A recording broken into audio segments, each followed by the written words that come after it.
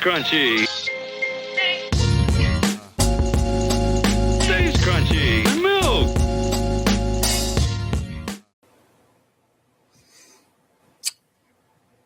So, of course, I'm saying immediately after good things happen, haters must arise because that's just how it works. Can't have good things in this world currently. That's what I'm trying to be better about that. In the deuce says, you know what I'm saying? We're trying to be better about that in 26. All right, y'all. But what I found to be quite hilarious was those rando ass haters that tried to crawl out the woodworks after Myles Garrett set the sack record, single season sack record this past Sunday. And hater number one, I'm going to pull up a little article for you.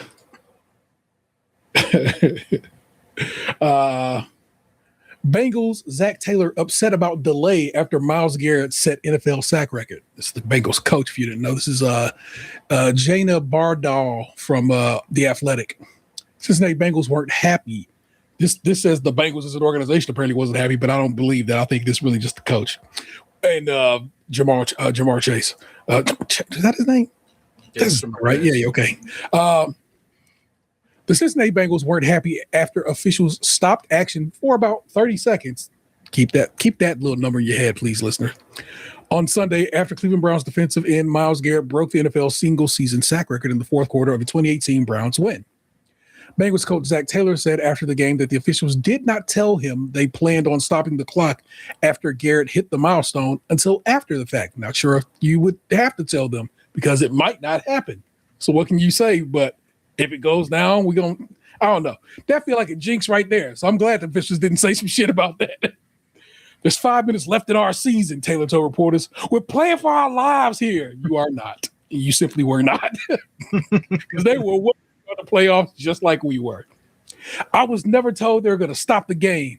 In a critical moment like that, the refs just said they made a decision that they were going to stop the game. They said they tried to do it as quickly as possible. I didn't feel that. 30 seconds, mind you. Down 17-12 with 5:04 left, the Bengals tried to line up quickly and run another play. But after Garrett's sack, officials paused the game and play clocks for about 30 seconds as Garrett celebrated with his teammates, then left the field, where he was mobbed on the sideline.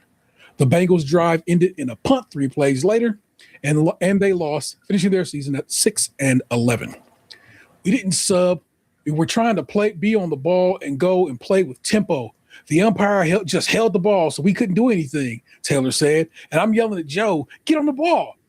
We didn't sub. We're going. And then we couldn't play. So, again, trying to get an answer was not easy. They just said that they made a decision as a crew to stop the game when that happened. I guess it didn't matter when it happened. Taylor said the referees never said one word, and the planned stoppage during his meeting with officials about the planned stoppage during his meeting with officials before kickoff. I didn't know we had meetings with the refs before kickoff. I wonder what that's about. Why do we have those meetings? But whatever. Bengals wide receiver Jamar Chase also voiced frustration to reporters in the post-game locker room. I never knew you could let the whole team get on your field, Chase said of the Browns' celebration of Garrett. Wasn't the whole team, but okay, sure thing. They act like catching my 10th pass and the whole team on the field. That's like me catching my 10th pass and the whole team running on the field. It is not. You can get flagged. You can't do that. But congrats to him on everything. But they got a call flag on that play. They do not. Chase continued, well, they better stop the game when I do something in my back end of my career. That's all I got to say about that one. Garrett entered Sunday with 22 sacks and notched his record-breaking 23rd against Burrow. Michael Strahan and TJ Watt previously shared the sack record with 22.5. Now, I don't have the article or the video of Michael Strahan. I'm going to call him hater number 2 in the situation, basically saying, I did the record in 16 games, so I'm better. I don't believe TJ Watt even commented on this, but whatever. Michael Strahan. The thing about Strahan, too, is his last sack, the one that got him the record, was a gift. Yeah, Brett Favre just collapsed, right? Yeah, he just followed down and let him have it. Yeah. So, hater number 3, this is from the Dan Le Batard show, and actually pulled the video for this one. So here I'm going to click play on this video, and then we'll come back and discuss as a class. Myles Garrett broke the sack record at a time in the NFL where guys aren't sitting back there for 5 seconds anymore. Everyone's getting rid of the ball fast because they're scared of Myles Garrett. Man, I don't want to hear about that. That's a fake sack record. What are you on about? What do you mean, what am I on about? What are you on about? That's a fake sack record. It's got some cockamamie thing you're doing. Why? What do you mean, why? Yeah, just why? Tell me. Okay, am I talking to Mike Ryan who pretends he's a Browns fan? I'm not a Browns fan. I'm not. Okay. What are you throwing? I'm just bars making in sure. here? I'm just making sure. Look, guy, I'm riding high. Let's move on. Myles Garrett gets the fake sack record yesterday. He surpasses TJ Watt and Strahan in a 17th game. All right. Those guys were only allowed to play 16 games. So not only did he get the record in a 7, like how do we not acknowledge that he had more games? It's totally fair. Like, and it's not like he surpassed the sack record by like 3 sacks or 4 sacks. 1 sack in the final game. Important work you're doing. We're acknowledging. Yes. Okay, You can count to 1. And you can count to 1. And let's just all, let's just say the quiet part out loud. Joe Burrow took a dive. Joe Burrow took a dive Such on. a clear Did you dive. see Mina's tweet about the Miles's get off on that sack was the fastest in the league? Awesome. On a sack. What does that have to do with Joe Burrow taking a dive? Because he had 0.2 of a second to take. Like, I don't think he processed that he was taking a dive. And maybe Myles Garrett touched Joe Burrow with a finger, and Joe Burrow just went to the ground. Have you seen what Myles Garrett looks like? Yeah, touching him with the finger might send him to the ground. The funniest part to me was watching Myles Garrett's teammates try to avoid touching him. Like, this is not me. I don't want any part of this. That's his sack. It was so obvious a dive by Joe Burrow. So are you saying he pulled a Brett Favre? Yeah, okay, absolutely. That was 0.2 not of a that second. bad. It was All not right. as bad. If So- that was a 10, that was a 5. Myles Garrett wasn't even near him. So you can count to 1. I'm not sure you can count to a second because it takes way less than That's that. 2 for 2 right there. All right, well, TJ Watt, you mentioned him. 22 and a half sacks. That's right. You know how many snaps he played? I don't know. Why would you? 618. Okay. Michael Strahan, 22 and a half sacks. You know how many snaps he played? Why would you? 567. Okay. You're big on the extra game. Of course. 22 sacks for Myles Garrett. 437 snaps. Okay. You're a fool. He's lazy. You're a sucker. Why is he playing so little? Yeah, the funny thing about that argument too is TJ Watt's record season or whatever was a 17-game NFL season. He played 15 because he was hurt. Yeah. Get out of here. And I fact checked that while we were watching the video just to make sure. Yeah. I'm not stunned because it's always going to be this way. This is how this works. People out here celebrating, having a good time, saying, "Hell yeah, this guy."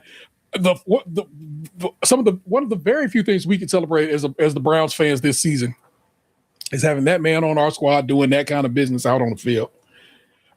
Initially, they timed that get off at like 17.2. They went and revised it to 23 seconds. But initially, they had that man coming off at Olympic level speed to get that sack. The thing I heard was it was like faster than Usain Bolt. It's fast as. Yeah, it was like initially like the first time they timed it, they was like it was 17.3 seconds, and then like they fixed that to 23.2 or something such. So I was like they got it right. But also, if you see him come off that. It's crazy how fast he come off that shit and got to that boy. Touch that motherfucker. Trust me, Joe Burrow didn't lay down. Joe Burrow got laid down gently. Because you know how it is. You don't want to be catching no flags. Yeah, it was like Myles timed up the snap count like perfectly. Yeah. Which, like he jumps off sides all the time. So he's like, it's going to be right half 50-50 with him on whether it's a penalty or not. But like he got a perfect jump off and the Bengals didn't fucking triple team him, but with a tight end and a running back and a tackle. Yeah. So like it was he got a one-on-one matchup and he got a perfect jump off the snap. Yeah. Burrow didn't have time to fucking take a dive. Myles was already in his fucking hip before he had a chance to even do anything. That's exactly the point. And like I said, it was only like I said, I've only not that those are the only haters. I'm sure there are more, but I came across those particular ones and I was like, well, first of all, who is you, dude? Because I don't know you like that. I don't watch Levitard all like that. You know what I'm saying? I get some Levitard highlights here and there. But I was like, get fuck out of here, bro. And okay, so let's just say it's the 17th game and he got another sack. That's how that shit works. It's an extra game. An extra game to play, meaning he could get an extra sack. yes, a record would be set. That's just how math functions. It's like you got to get out of here with that whole shit, man. I'm very, very proud of Myles Garrett, man. I like if they want to be mad about any of it, be mad about the like half sack they gave him against the Bills. Josh Allen ran backwards and fell down and gave up, and they were just like, Myles was within like 10 feet of him. We'll give him a half. Like he didn't even touch him. I don't even know how they count sacks in when like those 0.5s. I don't know how they count half sacks. The way that they said it was like he gave up because he was gonna be tackled or some shit. So they gave it to the people they felt were going to tackle him, which was like Myles and one of our other defensive linemen. Mm-hmm. So they gave him credit each for half, even though like he didn't touch him, but like it was like because like he's like I said, he gave up. So he was gonna be sacked. So they gave him theoretical credit. Schrodinger's sack, you know what I'm saying? In one box, that sack happened. In another, it did not. So we give you half the credit just in case. That's a weird. I don't know how stat counters count certain things, especially like that. But there you go. There you go. Made sense of it.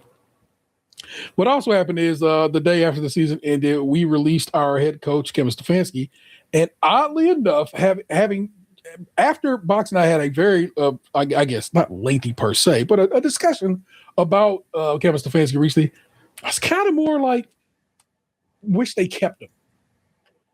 Oh, I'm very upset. I'm not livid. I get it. I do get it. Truly, I do. But I was also just like, you had kind of made it make sense to me what was going on with Kevin Stefanski, and I felt like he deserved another season, especially with this jacked up ass injury prone weird quarterback situation. You know, Deshaun Watson trade that he immediately was like, I ain't want that bitch. I'm like, I don't blame you, dog. Let that be known so they put that shit on your shoulders. And it's just kind of, I'm not like, trust me, I'm not like I'm jumping for joy pro Kevin Stefanski. I am not. But I'm not anti-Kevin Stefanski like I think a lot of people are.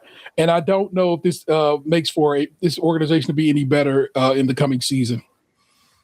I just don't understand the logic. And granted, you know what?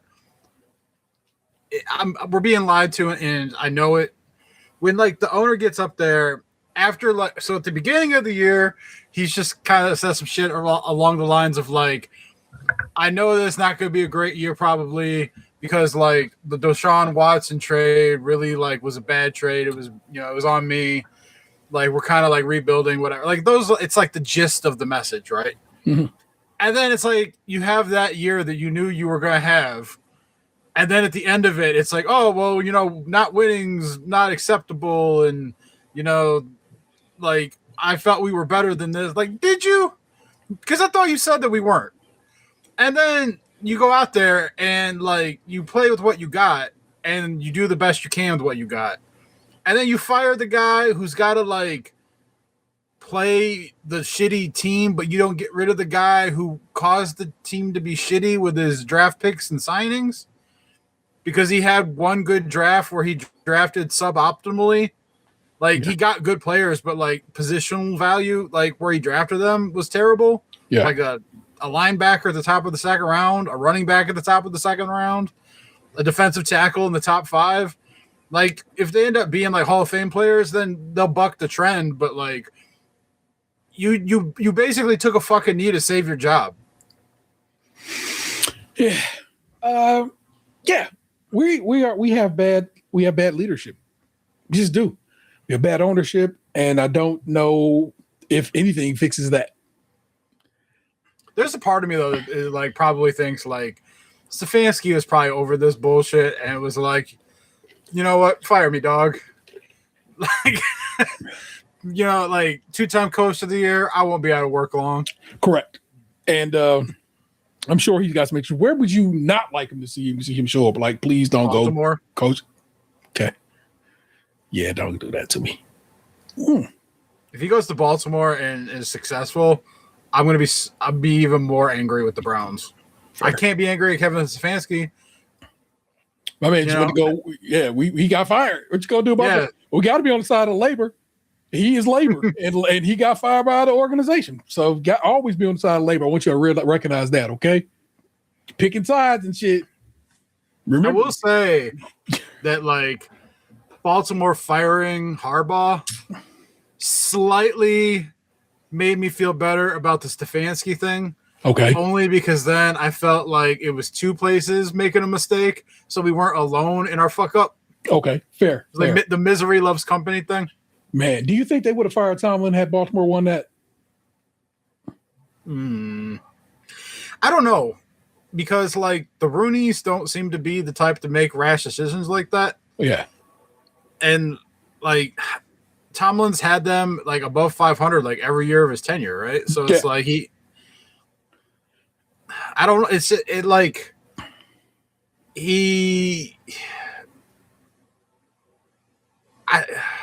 I feel like they're kind of like the Browns in a way, in that, like, they're missing a quarterback.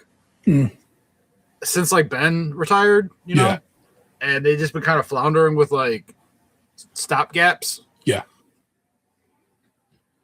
So, yeah, I am well, let's see. They got, who are they playing in the first round? The Steelers? Yeah. I have no fucking idea. I'll be honest, like, I kind of checked out. Like, I was watching the Browns games mostly just to see if Myles got the sack record. Yeah. But, like, I kind of stopped watching the rest of the football games. So, like, I don't even know who's, like, all in the playoffs necessarily. Like, I could probably piece it together if I really thought about it. But, like, if you were to ask me right now who are, like, the 14 teams in the playoffs, I couldn't fucking tell you. Yeah, give me just a moment here, kind sir, and I got you. Like, all right, so AFC, I think it's Broncos, Bills, Patriots, Steelers, Texans. No, wait, Jaguars. Yeah, it's Jaguars, Broncos, Steelers, Patriots are the division winners. And then I think the wild cards were the Chargers, Bills, and Texans. Exactly correct, sir. So, and then, yeah, well, I mean, I didn't do the NFC, but I think I would have gotten most of that. I trust you'll know what you're going. They will be playing the Texans, and I feel like the Texans have that. I'm excited to see what's up with this Jaguars team versus these Bills. It would be in our benefit for them to lose to the Bills, but you know, it is what it is. We got a pick of theirs or some shit. We have their first round pick. Oh, okay. And the further they make it in the playoffs, the worse the pick gets. Fair enough. Okay, so there you go. Patriots are the Patriots back to form after a few years off, but there you go. I mean, all it took was, you know, top 3 QB becoming good and hiring Mike Vrabel. There you go. Over on the NFC, over in the National Conference, Seahawks are your they led the division, so they get the bye. Panthers, Rams, I would think that's easily the Rams. Eagles, 49ers is going to be a tough game. Bears, Packers, I actually lean Bears, but we'll see how that one lays out. Yeah, I think the Packers are more hurt than people realize. Yes. And the Bears are like sneaky high-powered. Yeah. So I think they might have some something to say, a little something to say there. So we'll see how that one plays out. The Broncos play the rest of the season exactly how they played as we discussed them. They will be down at the halftime, every halftime. And then by the end of the game, they come and win by 2 points or 3 points or some bullshit. No one thinks the Broncos are good. No one thinks the Broncos are going to go far. No one's excited about the Broncos' success. They all think this is some bullshit and somebody gonna get their hands around the Broncos' neck. But so far, that has not occurred. So I think maybe we got to quit bullshitting and saying the Broncos ain't good, because it turns out good enough could get you into the Super Bowl this year. So, and like I said, if you listen to or watch that episode, Box explained how they'll be down at halftime and be like, we got it right where we want them. And I promise you, I kept watching over the Broncos the rest of the season after that conversation just to see it. And it was like that the entire remainder of the season, y'all. It was so insane. So it's so funny to me that it played out exactly how Dan had said it would. So there you go, man. I'm not sad that we don't got Stefanski anymore. Nothing like I said, none of that. I honestly got after we had our discussion about what he's been having to deal with over these last couple of seasons. It is kind of some horriferous bullshit that he's been kind of working through in spite of, and I think that kind of stinks that he got played out in that regard. Feel me? But what are you gonna do? I don't know the team. Do you think all of this is some kind of, I don't know, a long-term ploy to be like, when we get into the big new house out in Brook Park, all of a sudden everything will snap right, and all of a sudden we'll be a successful team in our brand new house, so we'll sell more tickets and so forth and so on? Well, I can tell you that basically the word on the street is they want Arch Manning. Ugh. But he ain't coming out this year. Yeah. But, like, it's weird. Like, I think they want him, but I think they won't be able to get him. So, like, honestly, I have no clue what the fuck they think they're doing. Because, like, it's a couple years now of, like, the reporters saying shit like, oh, they're going to overturn every stone and they're going to, try and get a quarterback. Like, but they're not getting a fucking quarterback. Yeah. Anyone who's available is available for a reason. And they're not fucking tanking hard enough to get the top pick. Yeah. So it's just going to be a bunch of mediocrity shit forever. And until they decide to rip the Band-Aid off and actually like fucking take a knee for once, they're just going to keep spinning their wheels. And they're just going to be the Browns. We're the Cleveland Browns. I love that guy. Yeah, man. I look forward to his videos. But it was like I will say, like I said, it was weird for me when I found out he was like a married adult.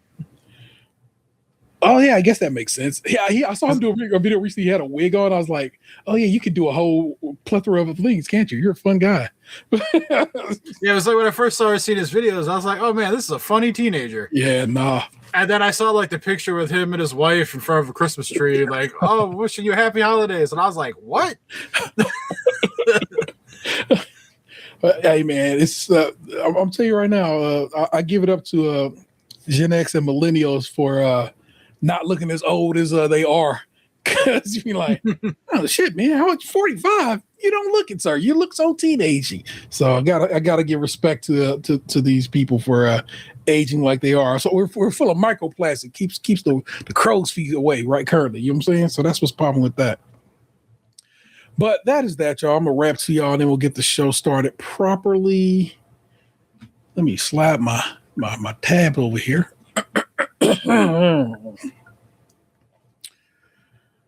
Yep, I got it from here. Yay, damn. The chain remains, the gang is intact. The name is mine, I'll take blame for that. The pressure's on, but who ain't gonna crack? Ha ha, pardon me, I had to laugh at that. How could you falter when you're the Rock of Gibraltar? I had to get off the boat so I could walk on the water. This ain't no tall order, this is nothing to me.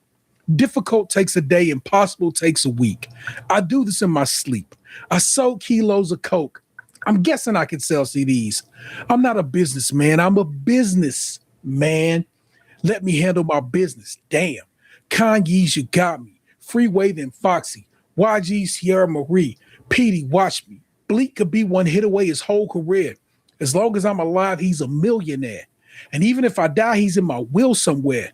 So he could just kick back and chill somewhere. Oh, yeah. He won't even have to write rhymes. The dynasty, like my money, lasts 3 lifetimes. Shirley Bassey in the rear saying exactly what I've been saying practically my whole career. The diamond is forever. I've been mining this forever. Now the Louis Vuitton Don's Tower couldn't be better. People lined up to see the Titanic sinking. Instead, we rose up from the ash like a phoenix. If you're waiting for the end of the dynasty sign, it would seem like forever is a mighty long time. This Stays Crunchy and Milk. It's Cleveland. It's the city of Cleveland in podcast form. And we do it live every Thursday on YouTube, Twitch, and your favorite podcast services. Assuming you dig what we're putting down, consider supporting us on Patreon, where membership gets you early access to new shows. And we tried our podcast, we tried snacks, goodies, and who knows what else. We was in there talking some potential we trieds earlier in the day today, y'all. So stuff is coming. Want to contribute to the show? Jump in the chat and share your thoughts with us and other listeners. It's episode 593, and watch those California real estate withholdings. I'm your host, the Internet's Table 713, joined by the Right Reverend Lunchbox 2099. Good day, concert. Good evening, as it were.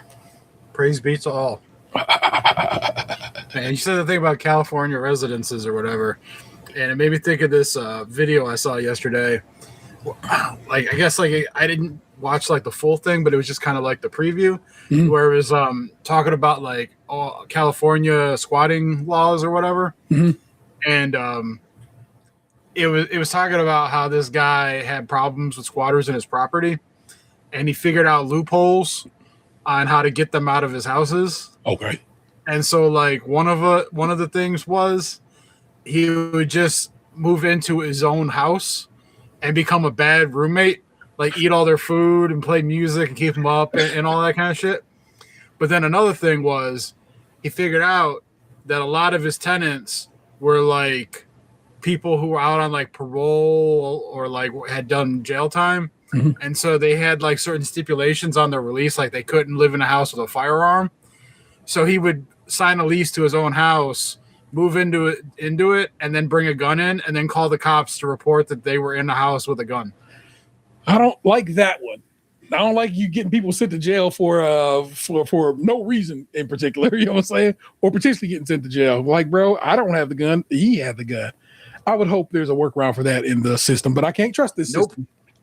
Yeah. You're like, bro, I don't got a gun. That fucker has a gun. Don't put that on me. Yeah. Nah, not good with that one, Box. Sorry, buddy. I'm glad there's workarounds for getting squatters out, but not at that point. You know what I'm saying? Keep your property so they can't be squatted on. I don't know what you got to do about that. What do you mean by that? Like if they rent and then they won't leave. Oh no. Like, I see that is I would think that is simply an eviction situation. Call the sheriff's in. No, but that's the point. California law doesn't allow you to remove them. Doesn't allow you to have evictions of people? Correct. Like California don't evict people. That cannot be right. There is a process where they can stay in the property for like up to a year while it plays out in the courts. Oh. Yeah, I don't care about that. So like if they just stop paying rent and then they can stay there. Like that's California law. So that's why this dude like figured out these loopholes to like get people out. Yeah. Like if you're on my property and I don't want you there. Yeah. And I know that I can move, like if I move into my house with a gun and that'll get you out, that's on you for not leaving. I told you to leave. You chose not to leave. I figured out how to get you out. If you don't like it, fucking leave. Again, I disagree because what I'm saying is if you didn't commit a crime in this instance, you simply did not, because the law said you. He didn't either. No.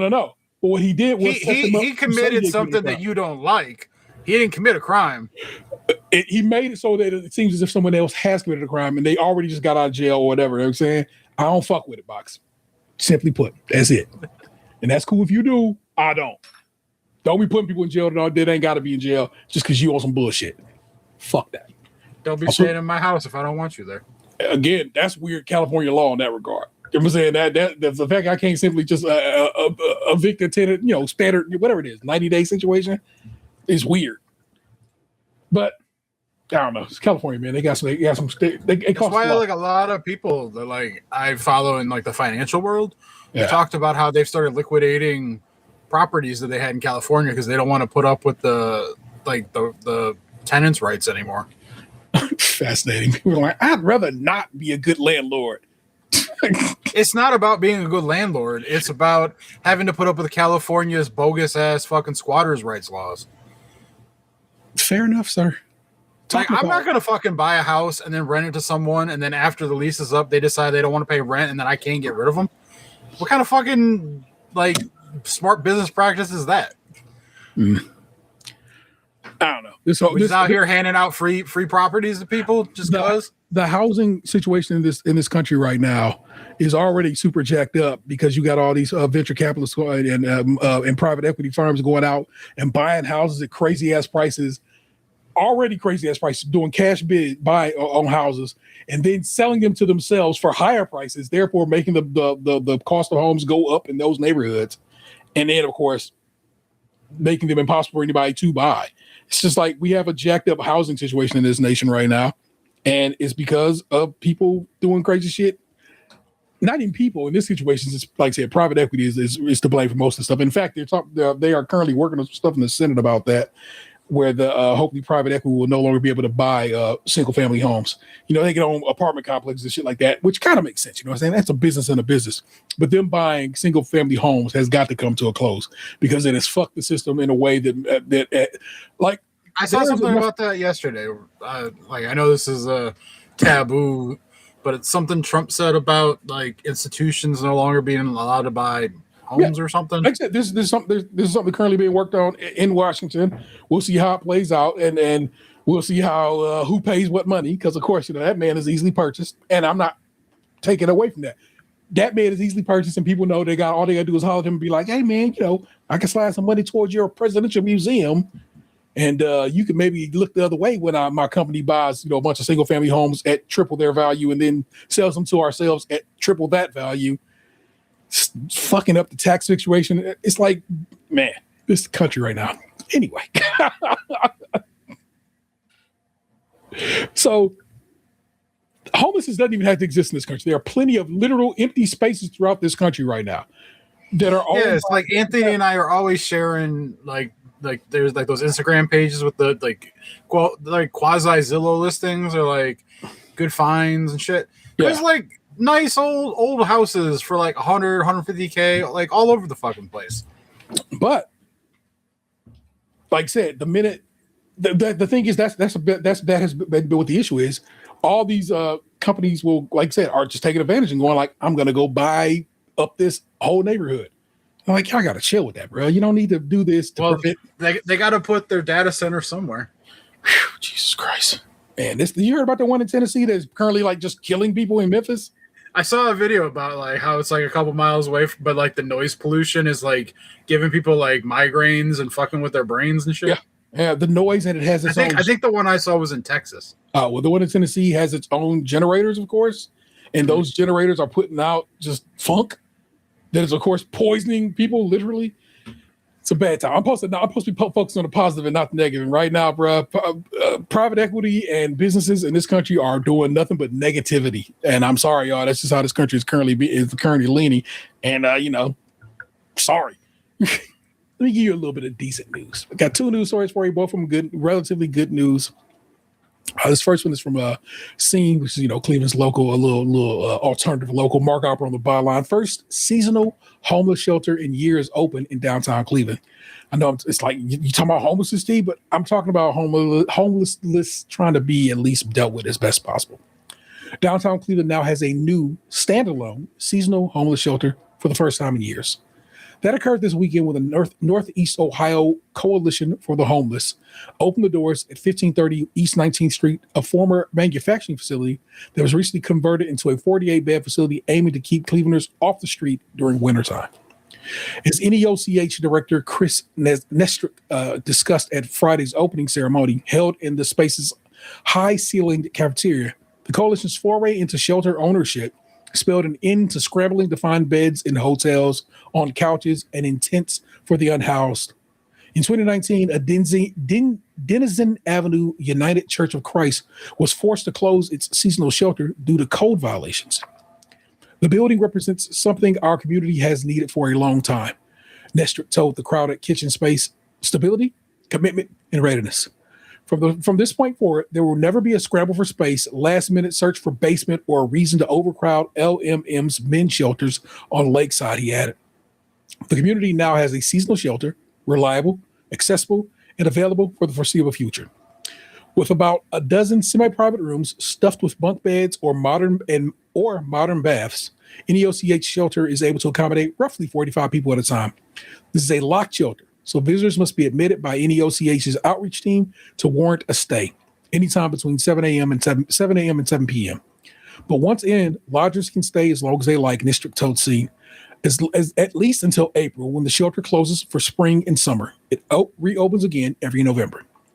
Such an opening contrasts with the Trump administration steering away from a housing-first approach to handle homelessness, providing room and board free of charge with minimal questions asked. Billions of dollars of funding originally promised to housing programs is on hold as HUD apparently revises its grant-giving procedure behind the scenes. The building cost NEOCH $650,000, county records show, and an amount covered largely by local grants, including assistance from Community West Foundation. Marty Ewell, the president of CWF, framed the grant giving as a reminder that American cities can hold tight to the housing first, even as HUD tries to nudge local entities toward a more of a transitional model. He's one of several who see NEOCH's shelter as a companion to Cleveland's Home for Every Neighborhood program, which distributes free rent for a year to those living on the street and with few barriers to entry. This helps them survive till tomorrow, Ewell told SKiM after the press conference. Homelessness is a very hard problem to solve, he added. But if you can keep people alive, there's a shower, new clothes, a meal, spend a couple of nights, get your wits about you, and then talk about your situation. But when Clevelanders actually go, outreach workers often lament the tiresome task, sometimes thankless task of convincing on-the-street holdouts to drop in their van and spend their night in a warm bed. Hop in their van and spend their night in a warm bed. Some have outstanding warrants. Others have pets or kids that makes them unsuitable for shelters. Many just want to be left alone. With at least 3 more months of winter looming, NEOCH's outreach team, fronted by Dennis Ashton and John Schlecht, will have to keep the powers of persuasion sharp if downtown's only seasonal shelter is going to be put to full use. The barriers are already up. Ashton, who was homeless himself as a teenager in D.C., told SKiM on Friday, "You don't trust anyone. That's the way the streets are for unsheltered folks. It's been years out there breaking them down," Schlecht added. "You have to talk and build a relationship, the main thing," Ashton said, "but still, even in winter, some would rather be in the street than be associated with some organization." Know what I mean? God, I hate that. But I'm glad this place exists, and I'm glad, I'm hopeful that those that are in need of it can take advantage and hopefully, get a rest, get a shower, get a meal, and try to be all right, man. We are this area of this state. And I can only speak to Northeast Ohio. Has been trying, and if you've been listening to the show for a while, I'll kind of often pull these stories. Has been trying so hard to end homelessness, and if we can't end homelessness, try to do right by those who are currently unhoused. And we hope this all plays out, like I said. So that's what's up with that particular one. This other one is, of course, I always pull out the the weed stories because I'm just happy Ohio has legal recreational grass, y'all. I am. I said grass like I'm I'm in the 70s or some shit. That's crazy talk, but it's all right. I old man it for you. That's what's up. This is from the Ohio Capital Journal. Megan Henry on the byline. Ohio's recreational marijuana sales topped $836 million in 2025. Love that for us. Ohio's recreational marijuana. The first full year of recreational sales were legal. Recreational sales started in August 2024, and the state's total recreational sales were $1,091,250,807 as of January 3rd. Since August. There we go. Since August 2024, we started flipping selling birds. According to the Ohio Department of Congress, Division of Cannabis Control, Ohioans voted to legalize marijuana in 2023, and recreational sales totaled more than $242 million in 2024. Ohio's medical marijuana sales started in January 14, 2019, and the state's total medical marijuana sales were $2,293,970,758 as of January 3rd, according to the Division of Cannabis Control. Medical marijuana sales brought in more than $233 million in 2025. Ohio's average marijuana prices are a bit lower now than they were compared to last year at this time. The manufactured sale average was $28.83 for the week of ending in January 3rd compared to 2666 for the week of January 4th, 2025. According to the Division of Cannabis Control, there are 190 dual-use marijuana dispensaries in Ohio, meaning they can sell medical and non-medical, according to the Division of Cannabis Control. More than 130 Ohio municipalities and townships have a moratorium in place banning the sale of adult-use cannabis as of December 6th, according to Ohio State University Moritz College of Law. You might remember I told you about Senate Bill 56. Ohio Governor Mike DeWine did indeed sign the bill into law that made various changes to the state voter-passed marijuana law, including adding crimes. It's making it illegal to bring legally purchased marijuana from another state back to Ohio. DeWine signed Ohio Bill 56, which was set to take effect in March, that also bans intoxicating hemp products. On the marijuana side, it will reduce the THC levels in adult-use marijuana extracts from a maximum of 90% down to a maximum of 70%. It will cap THC levels in adult-use flower to 35% and prohibit smoking in public places, which was not even allowed as it was already. So there was really no need to codify that, but, you know. The bill gets rid of protections against discrimination for housing, employment, and organ donations. It allows police to have a probable cause during traffic stops if someone is a known user of marijuana. That's some hot shit. The bill prohibits possessing marijuana in anything outside of its original packaging and criminalizes bringing legal marijuana from another state back to Ohio. It also requires drivers to store marijuana in the trunk of their car while driving. We'll get back to that here shortly. Ohioans for Cannabis Choice recently launched a referendum effort in an attempt to stop the law from taking effect. The initial signatures were submitted, so now Ohio Secretary of State Frank LaRose must verify the signatures, and Ohio Attorney General David Yost will have to certify the petition summary is fair and truthful. If the petition passes, those hurdles organizers can begin canvassing to collect signatures. They'll need 6% of the total number of votes cast in the most recent gubernatorial election, which would be 248,092 signatures. The group will also need 3% of an individual county's gubernatorial turnout in 44 of Ohio's 88 counties. Organizers will have 90 days from the date of the governor filed the law with the secretary to collect the required signatures. The last referendum that passed in Ohio was when voters overturned an anti-collective bargaining law in 2011. So today, and I mean an hour before we got started tonight, I went to my local dispensary to pick up Vanessa's order. If you know, like I said, if you're a listener, you know I am considered Vanessa's caregiver, and therefore I can go pick up an order for her. We're no muss, no fuss. And I didn't even think to just go put that in your trunk. You feel me? Mm-hmm. Which is what the law now says. I just, what I do, and what I have always done is, oddly enough, I put it on the passenger side floor. So, it's not in reach or anything like that there. But I got to make it a point to go drop it in my trunk going forward. That, I don't know. That one is one I would have hoped old boy would have been like, nah, that's dumb. But what it is these dudes still want marijuana to be a crime, even though we said in this state as voters, 57% of the voters, mind you, said, nah, bro, that's fine. And so they keep trying to find ways to criminalize it, because when we decriminalize it, well, that's less people going to jail. And they want people in the jails in this state because they are privately owned prisons.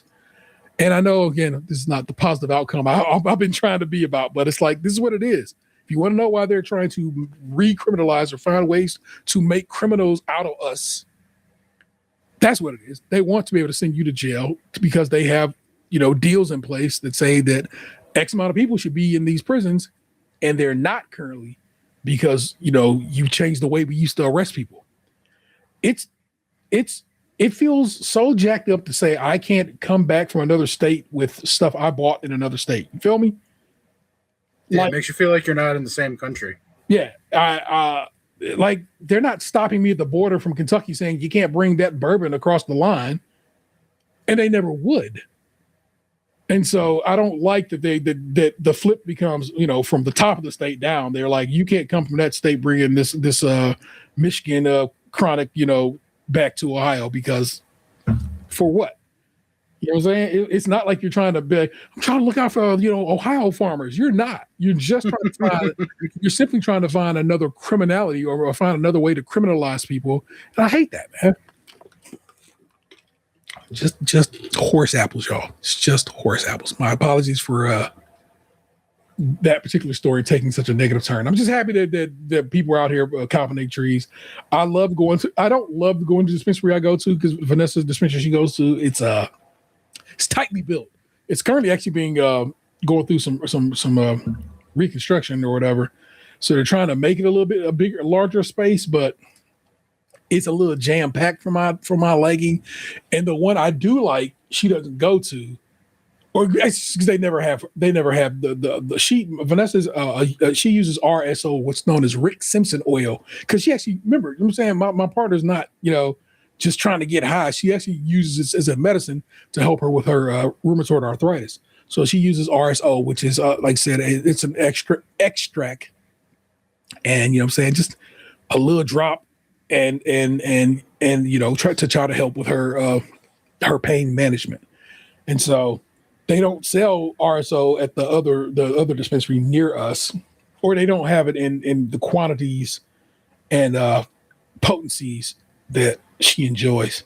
So kind of stuck. I got to go where I got to go, and that's a Rise dispensary near us, whereas I'd rather go to a different dispensary around these parts. Tis what it is, y'all. If you got to connect, like a dispensary that's around these parts that regularly carries RSO that is not Rise, nothing against Rise. I just, like I said, I just don't like this particular Rise we go to. Holla at your boy. Thank you. That was your news for the week. I hope you got something out of that. And if you didn't, don't worry. We'll do it again next week. We'll figure something out. But right now, I hand the reins over the show to its co-founder, the Right Reverend Lunchbox 2099. And his segment is called Storytime on Lunchbox. And here we go. I hope it's like the Wonder Years where like you got me like playing in the front yard by a white picket fence, and then like me looking lovingly into like my crush's eyes as I kiss for the first time, and then all of a sudden I'm getting on a boat to war. And then, I thought it would involve books in some way, story time, but damn. Yeah, I mean, I guess reading Rainbow works too.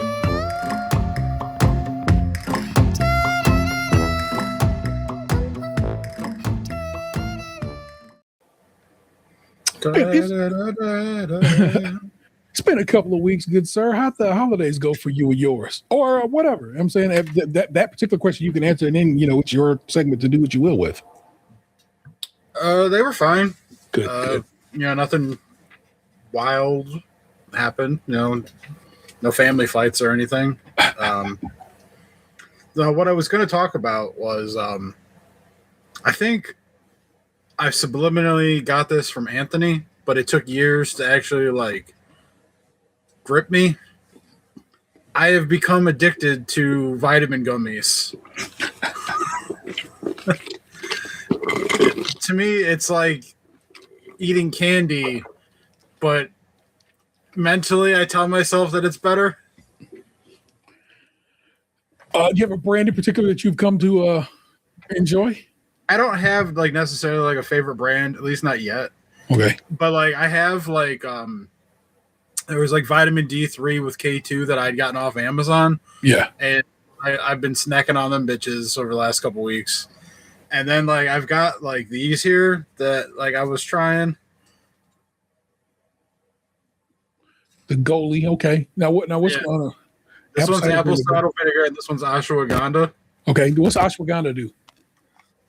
It's supposed to help relax, and they say help with bloating. But okay. Who fucking knows? I feel like it's all witchcraft. But I will tell you that I took one of those ashwagandha ones this afternoon, with a protein bar. Yeah. And within a half hour, I was feeling a little floaty for a bit. Right on. Respect. What I it's gonna seem so dumb, or maybe it's the brightest thing in the world. So I remember always hearing that taking vitamins was not worth it because the way your body absorbs them most of the time you're just pissing them out. Vitamins like Flintstones or one-a-days, them shits. Basically, because how your body gets vitamins is via food. So I feel like foodifying, if you will, in this case, vitamins probably makes your body able to absorb them better. And I think gummies is probably the smart way to take vitamins because, all of a sudden you've made them into a food, basically like, cereal. Cereal is packed full of vitamins. If you can say a lot of shit about American cereal. I know y'all just eat sugar over there. Sure thing. We jam-pack them shits with vitamins. It's crazy how much vitamins is in your average box of cereal. Go read the side of a box of cereal in America. We ain't playing with that. At least currently we're not until RFK decides, he wants to get y'all measles in the box. Anyway, so I think gummies, to me, it always seemed a smart play. That's where vitamins should be because I feel like you're eating them. Therefore, your body will absorb them in that fashion, a fashion that you're supposed to via food, as opposed to just swallowing a big old, hunking one a day that you really, quite literally will just piss right out because the body's like, what am I do with this? I can gain nothing from this. So I have been pro gummy vitamin myself. Like from when I used to give the kids vitamins, you know what I'm saying? I gave them gummy vitamins as well. They were never Flintstone kids, timid, strong, and growing, because they was not going to be chewing on them damn rock candy fucking things. Well, the thing is, like in the winter, it's actually really important for us to take vitamin D. Yeah, because no sun. Like we're trapped inside all the time. So like we need the extra vitamin D supplement to like kind of help level out. Yeah. And then like sometimes I find that like just some extra magnesium before I go to sleep at night helps me to sleep a little bit better. I don't know if I can't say if it's placebo. Yeah. But like it seems like I can say that like the nights where like I do take it, I don't seem to wake up in the middle of the night like I do on other nights. Okay. So I don't know, but even if this shit, like I said, is just placebo and it doesn't really do anything, it kind of helps me to like eat like if I'm like feeling a little hungry rather than like grabbing food. Yeah. Just eating a couple of these fucking gummies and then it's like getting a little like treat and then I'm fine. So it's like I feel like at least in that way it's positive. For sure. I fully agree. If you have FSA or HSA, spending card, you can buy. I do not. You can. Oh, why do you not? I just have the one where they fucking limit me on what I can use it for. Oh, that sucks. Well, yeah. Oftentimes you can go and you, the listener, can go buy vitamins and medicines, over-the-counter medicines and stuff with that.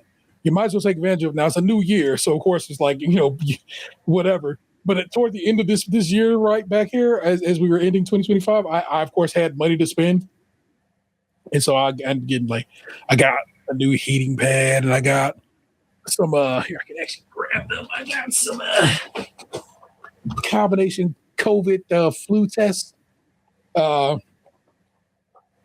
else did I get? I don't know. My kitty's bloody noses, and so I bought them some of those. They had these bloody nose stoppers, and so I got some of those, so forth and so on. I try not to shop at Amazon. I've been real good about that, but they have a decent FSA store, and so they they send it to you pretty much as quickly as possible. So if you want to get down with the vitamin bandwagon, there you go. You might have an option. Is there something you could change? Is it the insurance you have, or I don't know what's going on there? I don't put into a spending account for it. There we go. That would be it. I never signed up for one. Okay. So I have like the little fucking card that like I accrues money that we're supposed to be able to use like towards doctor visits and shit. Yeah. But they're trying to make that shit obsolete in a way because it's like now when I go to my appointments, it's like they fucking like insist that we fucking pay. Like we had this conversation. Yeah. I'm going to run into it because I have a doctor's appointment next Friday. I have my 6-month checkup. I have my 6-month, like, you're still fat, your blood pressure's still a little high. Here's your med, re-up, see you in 6 months meeting. Sure. I don't like look forward to these little jaunts necessarily. Yeah. But I have a slightly different frame of mind now where I realize that like they work for me and like they can suggest all they want, or they can be disappointed all they want, or whatever. And like at the end of the day, it's like, because before I put too much stock into like trying to appease my doctor necessarily, thinking that like I had to like almost like it was like a manager at a job, Yeah. And so like, what? I guess my mindset is, I don't know if this you got a little people pleaser instinct in you or some shit, but they can't be disappointed in you. That's not y'all relationship. Well, I know, but like I was looking at it from like kid eyes, because like I didn't start going to the doctor as an adult until like the last like 2.5 years. So all my previous doctor's experiences were as a kid. Yeah. Where it was like, like I'm supposed to do this. Like I have to, like they're calling me on my bullshit. I gotta make sure like I'm doing what they want, yada, yada, yada. When in actuality, it's like yes, I should be, working towards getting healthy. I'm not sitting here saying I shouldn't, but like, if I go in there and like, whatever, like they can't like say shit to me about not being healthy. Like they can, but like it's not like at the end of the day I could just walk out and there's nothing they can do about it. Yeah. It's not like walking into a performance meeting at work and not maybe never working there again. That's fact one. Fact two is I don't, no disrespect to doctors and nurses, all the people who are highly educated in the field of medicine. Cool things. But rather of it is you are my server. I am coming in there to pay you to serve me up what I've requested. Don't say shit to me fucked up. Now we can have a discussion. Yeah. But don't come at me to any kind of I'm really only showing up next week so that they can re-up my blood pressure meds. Yeah. Beyond that, like I don't really want to hear shit out of you. Unless you have some real highfalutin, like, yo, we found out this shit. You should try this. Well, the thing is, it's like I'm not even going to approach any conversations with them because, like, one, I'm doing okay outside of like still being fat. Yeah. But like, two, it's like anytime you have a conversation with them, now they charge you. It's like you can ask them what the weather is, and they'll put it on your chart. Like, oh, he asked me if it was raining. That's an extra $15 for me to look up the weather. And it's like, so I'm going in there, and it's going to be a lot of like short, like I'll answer your questions. I ain't asking any of my own because I don't need nothing right now anyway. So like, I'm not looking at chit chat. My next appointment is on Patty's Day. I did not plan it that way; it just worked out that way. So I was like, I'll just take that day off. Yeah, when they set my appointment, I didn't realize it was going to be like the weekend of the holiday. So I technically have a 4-day weekend next week. Same, but I do that with intention. You know how I get down. I move like that. I already got my President's Day stretch, and I got my Martin Luther King Day stretch consistent. Yeah, I was surprised that like I was able to like get it because I just put in for it like a couple days ago. Yeah, I told my boss about it weeks ago, but I didn't remember which day it was. Yeah, and then he was out from like Christmas to the New Year, so like. When he came back, I found like the appointment card on my dresser upstairs, and so like I came down and I was like, hey, I need this day off. I have a doctor's appointment that we talked about. He's like, all right, you're on the calendar. I was like, oh shit, okay. Yeah. Thought I was gonna have to haggle or something. Nope. Day one of the new year, so which was technically the second last Friday. I just put in my Q1 days off requests. And as we get toward the end of or into March, I'll start putting in my Q2 ones, and so I'll get the Memorial Day, Juneteenth. You know what I'm saying? I'll just make that shit happen because that's how I move. You know what I'm saying? Well, I don't know like when I'm going to be off for what yet. Like, yeah, my brothers have asked me to go to like the NBA Hall of Fame and shit, but it's like that's maybe in a couple months, but I don't know when exactly. Where is the Naismith Hall of Fame? I think they're Boston. Huh. Okay. I want to say it was Boston. NBA Hall of Fame location. Springfield, Massachusetts. Sick. So basically Boston. Very cool. Yeah, they've been bugging me about going to the NBA Hall of Fame, even though like I don't give a shit about museums. And he wants to go to New York, That's a two-bird if you were so inclined, because you can just hop the train from Boston just down the literally. It's a train ride. It's like I don't know, 90 minutes, 3 hours, some shit. I know that's a cut, but it's a few. There's a big difference between 90 minutes and 3 hours. I think the Acela trains go way faster, and I think that's why in my mind it's like the fast trains go whatever. And let's just do it right quick. Boston to NYC train. 3 hours. Okay, so the fastest that is probably the Acela is 3.5 hours. That doesn't seem close at all. I mean, it's just like well, let's just go for the drive. So if you were to just hop in the whip and do it, is practically the same. 3 hours 47 minutes. Yeah, that might have to be two separate trips, or they might have to pick one. Especially because I don't really want to go to New York. I hate New York. I enjoy New York, just ducky. But also I'm very specific on what I do when I'm there. So I don't know. It's just a me thing. So you can go get you some halal guys. Yeah. And then me and my buddies were talking about like taking a road trip to a Browns game this year. Basically taking a road trip to watch the Browns lose in a location I've never been. Fair. So like, because we already know they're away opponents this year, we just don't know. The schedule won't be out until like May, I think. Who's our away opponents here in the big 2-6-2-7 season? The Jets, the Giants, the Titans, the Jaguars, the Saints. Oh, that could be a good time. That one's like going down to Nolans. Yeah, I want to say the Buccaneers are one of our away opponents. Okay. Because like I think we're playing that division.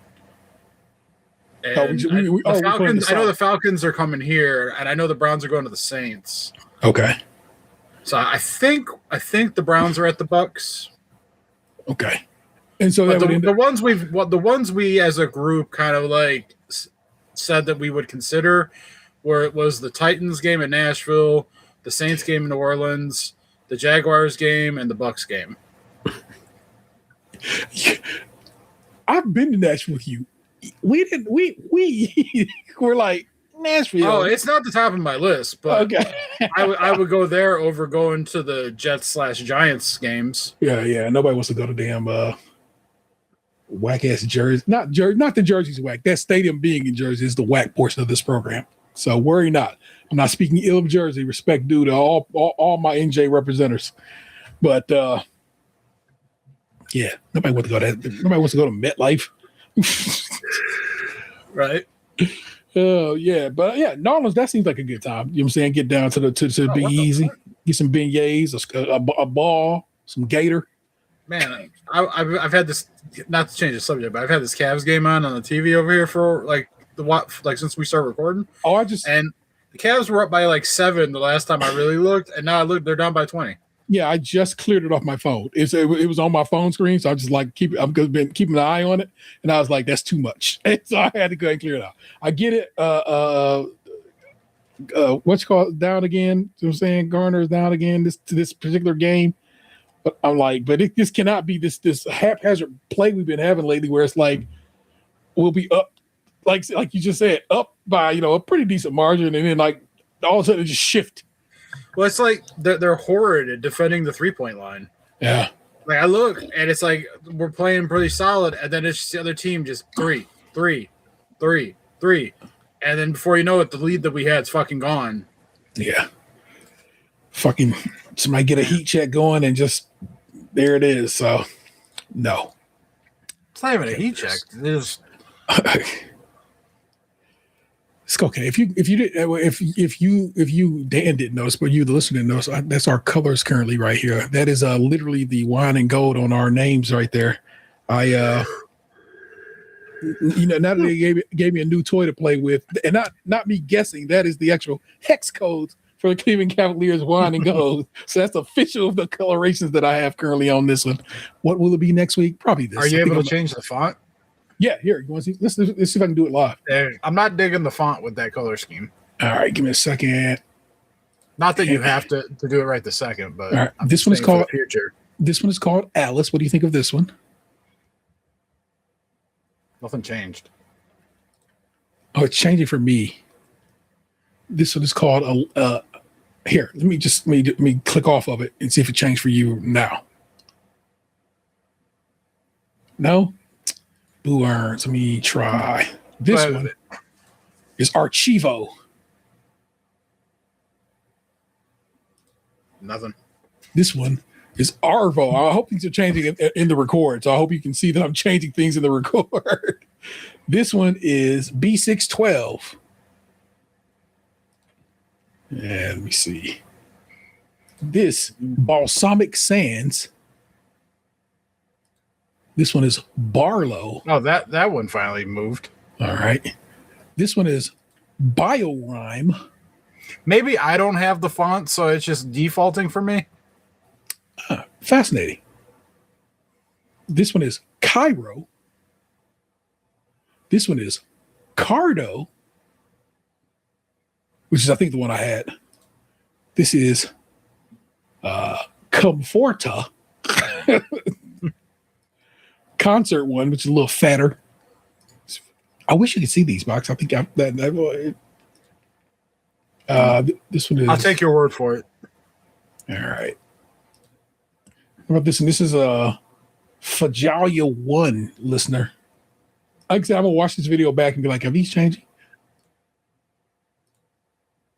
All right. Well, anyway. So let me go throw it back on what I did have, and I believe that was Comforta. Yeah.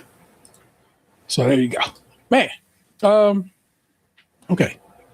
Well, I hope you have some good travels to wherever NFL game takes you. Let's see.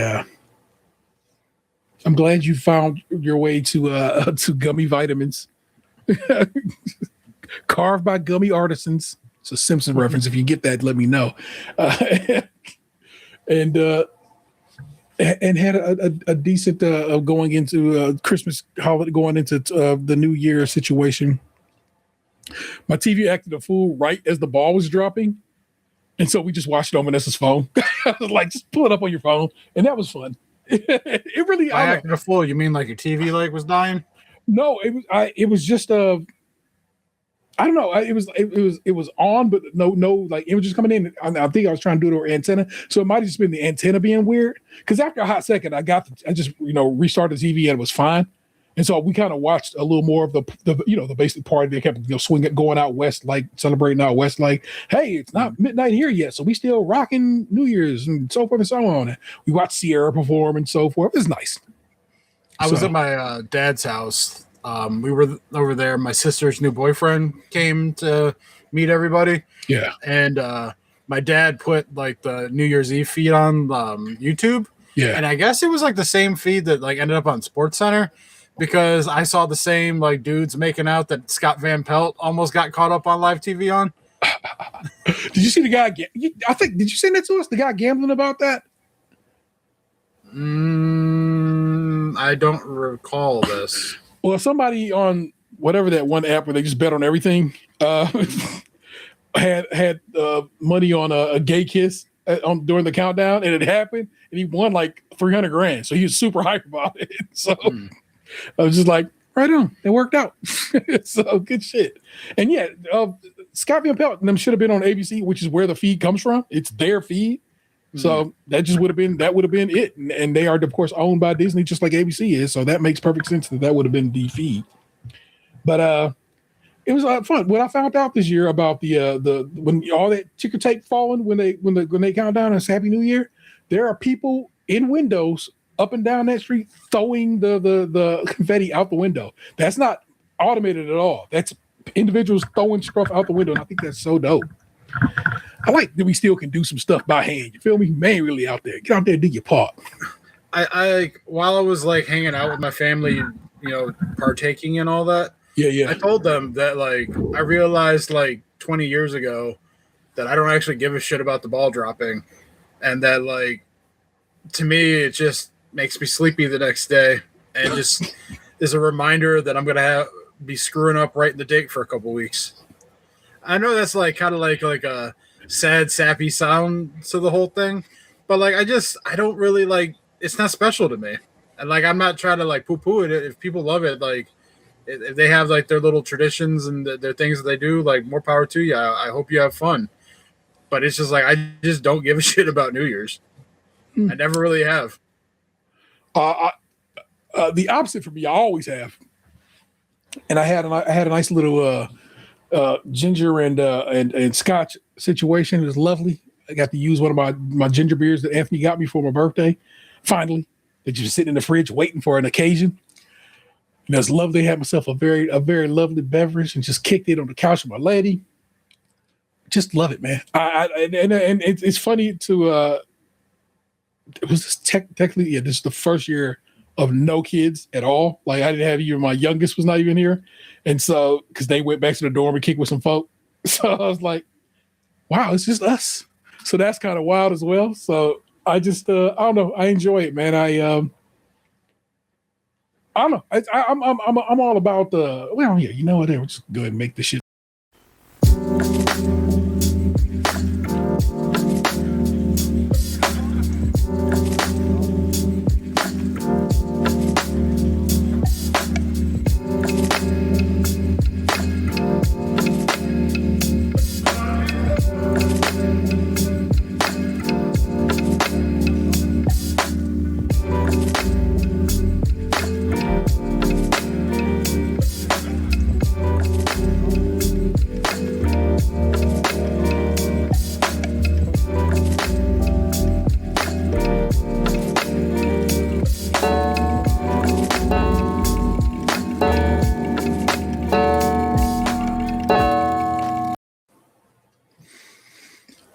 A lovely holiday season regardless. Didn't do a lot for Christmas because at this point my children are grown and basically so am I. And so my youngest wanted an electric kettle, got it. My eldest didn't ask for anything, so I bought him a gift that was coming all the way from Ukraine, and it only recently arrived, and so it was late. You can see that is in Cyrillic, and that came via the old Ukraine post, and he was aware that it was going to arrive late, but also, of course, bought him the most recent Whippy Kid book series. He is, of course, 22 years old. He does not give a damn about Whippy Kid no more, but his brother was like, you got to buy it. It's tradition. So I was like, okay. I, of course, did go hit up World Market, and, that's where I get the stuff for everybody's stockings. And so basically my kids and my partner, I try to get them some nice treats, some international flair, you know what I'm saying, for their stocking. So, Xander get these mints called After Eights, which are from Europe, and they all get Terry's orange, not necessarily chocolate. Vanessa gets the orange because she likes it. The one I got for Lee was just chocolate, and the one I got for Xander, of course, was mint because he's a mint chocolate kid.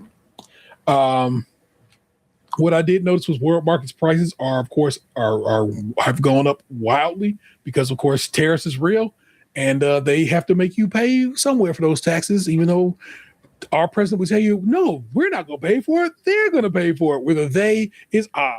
And I was not very happy about it. So some things that I normally get from World Market, I was like, wow, I guess I can't get them this year. And then it dinged in my head that Great Northern Mall has a really cool candy shop that has a bunch of stuff that I get normally from World Market at still reasonable prices currently. And I went over there and got some stuff from there for the stockings. That's actually where I found the mint Terry's orange for my oldest, and the coffee crisp that I got for Vanessa. Coffee crisp is a Canadian candy, and so I got those for Ness because she enjoys those. They're currently in the freezer because she likes the candy frozen. How are you about snacks in the freezer, my guy?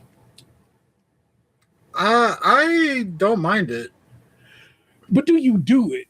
Are you a regular? I have. Like, when we brought all those Kit Kats back from Canada, they were all in my freezer for a while. Fair. By a while, I mean a couple weeks it took me to eat them all. Yeah. I don't. I am not a frozen treats kind of dude.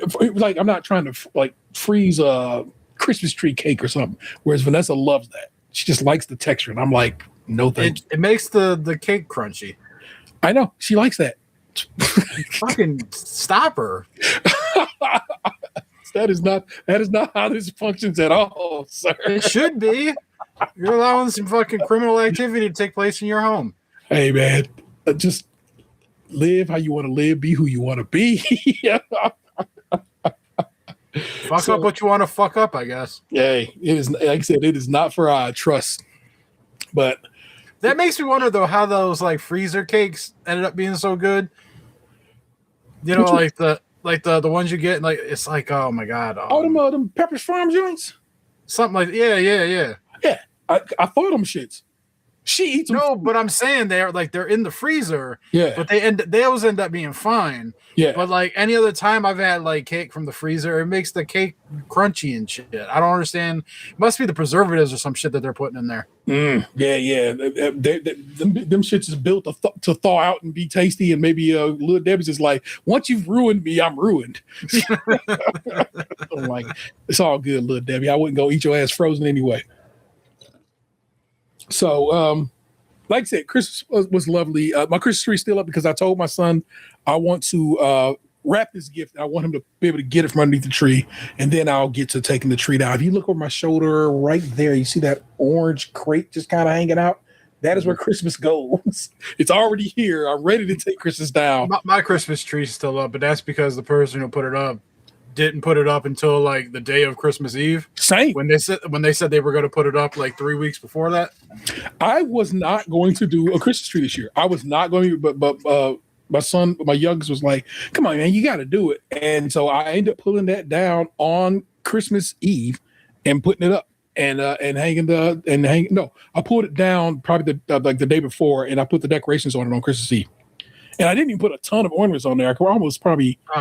The ornaments didn't go on, just the garland and the lights. Like the lights were already on it, but yeah, because at that point I was like, why the fuck were you even bothering? Like, you said you were gonna do this shit like weeks ago, and then you do it the day of, and it's like now it's kind of like defeated the fucking point. Well, there are basically about a dozen ornaments on the tree right now, and of course, my Mario star lamp light. At the top, that the one that Anthony got me. So, and it's plugged in. It looks pretty nice. So, if I can figure out how to make it your show art, maybe that'll be your show art. I don't know what I do to do that, but we'll figure something out. So that was Christmas. Oh, I went to Lush and I got everybody. I always get everybody bath bombs for their stocking. So I did that, and I even got my son's girlfriend a bath bomb because I'm like. At this point, she's at family events. She folk. So I'm like, I got to make sure I start being a little more inclusive of her because I mean, they're not married or anything, but she pretty much is like, my daughter-in-law, So I got to make sure I get her a gift. So I do, and I got her a little something. I gave her one of the stockings we have. And is this his first like big relationship? Yeah. He's had, he has some little. Some chickaboos here and there, but this is the one where it's been like, okay, this seems to be solid and not going anywhere. You feel me? So I'm like, okay, I can fuck with that. So I got her a stocking and threw some stuff in there. Got her some stuff from Lush as well. And did I get her any candy? She's vegan, so I try to be real particular about what I got her, and I'm not sure if I remember buying her anything treats wise, but. Did you watch that Tony Baker video I sent to the group chat like last week where he was talking about how he found out that like not all baked goods are vegan because of the white sugar process or whatever? Yeah, I did. And also I was fully aware of that. And I was never like, I don't care. I get that vegans do, but I know how sugar is processed. And if I want to really go there, and let's just go there. It used to be processed on the backs of slaves. Sugar ain't never been cool. So we just have to be okay that sugar ain't gonna be that great, okay? In how it is processed. And so I don't trip off of it, man. Some vegans will eat honey, others will not. There are so many different styles of veganity that I'm not telling anyone how to live their life, but I don't get not eating honey. Like, it's just a byproduct that the bees made. It's not like you're eating the bees themselves. Some people will say you are taking advantage of the bees' labor. I think that's weird. That is weird because like they want you to take the honey. They do. And then some people are like, well, I don't want any animal byproducts, and that is an animal byproduct. So and so on. There's different rules to it. You'll see different people say whatever. Here's the deal. Everybody does their part. You know what I'm saying? I think if you could maybe have a vegan or vegetarian meal once or twice a week, you've done your part, and that's okay. But I'm not holding you to judgment or beef or anything like that there if you choose to not live your life like that. And I think it's weird that people do that. And so I don't move like that. You know what I'm saying? Love who you want to love. Again, I'm going to say, Ray J had it right, and he always going to have it right in this regard. Love who you want to love. Be who you want to be. You ain't bothering me, Nan, okay? So, and here's another thing. I've tried different vegan things, and they oftentimes just don't hit like I want them to. Vanessa likes a vegan dessert every now and again, and I've tried them, and it's just like, I don't like the way this tastes. The flavor profile ain't what my palate is used to, and so I don't move with it. So it's cool, bro. Yeah, some of the things, like, it's not like that they're bad, but like you said, the consistency is a little different. Yeah. So I don't like I've yet to find a vegan cheese that speaks to me. I can fuck up some tofu. I have made various tofu things, and it cooks up really well. That's the thing. Tofu it just takes on the flavor of whatever you put on it. Yeah, it's so easy. So, like I said, I can move with that and do and so whatever. That's like I said. That's basically like I said. I just try to look out for my man's his for his birthday. I made him apple pie that was can I call it vegan? Let me take a look at everything in my head. I can't call it vegan, of course, because the sugar I use is white sugar. But it was fully vegetarian, and so I made it like that so she could enjoy it if she were so inclined. And I don't know if she did or cared to, but I made it this year with her in mind in that regard. You feel me? So I've been trying to be better about that. It is all I guess that comes down to. I told you New Year's was lovely, just hanging out on the couch with Ness. I don't know. I just like it, man.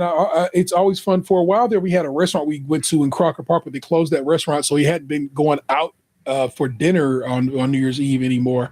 And I kind of missed that. And if possible, I'd like to get back to that. I think that was a lovely tradition. I normally have a bottle of champagne. I just didn't come to my mind to do it.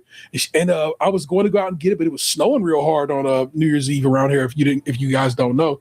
And so she was like, "It's snowing too bad. Don't go out in this." And I'm like, "All right, babe. I mean, if you're okay with it, I'm okay with it." And so we did not bother. What's funny is she had her friend over. One of her college roomies was in town, and they ended up fucking up like a whole bottle of Riesling, just sitting in the kitchen, girl talking. I was like, "That's crazy," because you'll hear people talk about they drank a bottle of wine, but I've never seen it happen until it happened in my home just a couple of weeks back. So I think she just had her fill of alcohol in that time period as it was. And so like, all right, that's cool. So, but yeah, champagne, I buy extra champagne, as in made in France, because it's not expensive. I know people are like, what's from France? It has to be a little pricey. Nah, bruh. It's all kinds of good champagnes you can get for a reasonable price. I think the most I paid was like $40. You know what I'm saying? And so and I got a spot around here that has it and carries it on the shelf, and so it's easy to get a hold of. So nothing to it. Nessa's birthday is Tuesday this week, the 13th. Happy birthday to my baby. By the time you hear this episode, if you're not watching it live, her birthday will have passed. And so I got to get her, but she has to work. I took the day off, but she has to work that day, crazily enough.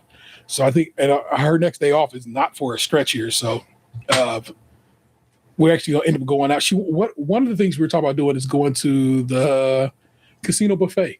She'd seen a video of it recently on TikTok. I was like, man, I ain't been to that since we went last. Whenever we went last was the last time I went. Yeah, they're the same. So that might be it. It's probably like 6-7 years ago. Whatever, we was working down there. Yeah, and it's been going on. It's going on 6 years since we worked down there. So yeah, the 7 leans more probable. And I'm also like, do I still need a card to get in there? Should I go update my casino card? Is my casino card still good? Do I still have I don't know what my wallet says. I can't tell you. So I don't know. But also there's a Thai restaurant I came. So basically TikTok been serving me up a bunch of local Cleveland foodies out there in these streets. And there's a Thai spot in Fairview Park that I for some reason I guess I've missed as I drive down Lorraine. And I was like, oh, that does look lovely. And that menu looks pretty good. I found out about a Nepalese place. It's in food from Nepal. Is over in Camp's Corner, basically. And I don't know if you've seen the Cleveland food Unk making his rounds. But yeah, I've sent videos to the group chat. Yeah. So that brother came across that Nepalese spot, and they have basically shalom bao buns. You know what I'm saying? The little soup dumplings. And I've always wanted to eat them, but I know they normally have gelatin, and they're using. I think I just saw the video like yesterday that you're talking about. Okay, and like it's usually got pork in it, but they have chicken bao at that particular, and it's not even called bao; it's called something else because it's Nepal. It's their version of it, but it looks like bao buns. Yeah, because in the video, didn't he start off by eating just like chicken wings? Yes, he did. And he said they had a nice little tang and sour sweetness to them. I'm like, okay, fuck with it. So yeah, the more I watch his videos, the more I'm like, man, you need to come up with a better rating system, because everything is either a 10 out of 10, Uncle approves, or it's like a 3 out of 10. I feel like he's overly optimistic. I was gonna go. He's more of a vibes reviewer. You feel me? And so I'm like. Like I said, if he don't like it, he don't like it, and I kind of fuck with that too, because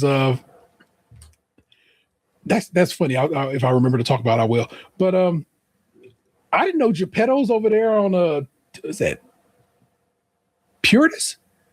Apparently, it's halal, so it's all beef products on there, and no pork in there at all. So I'm like, oh, that's pretty dope that they do that. So I saw actually a Muslim Cleveland foodie going over there and talking about, and her and her husband were in there trying out their stuff, and Unc had just been there. So I'm like, oh, this is dope that the local foodies is getting around to not just some of the higher end and lower end spots, but just like Geppetto's used to be the thing around these parts. It was one of the spots that had commercials with an animated rack of ribs.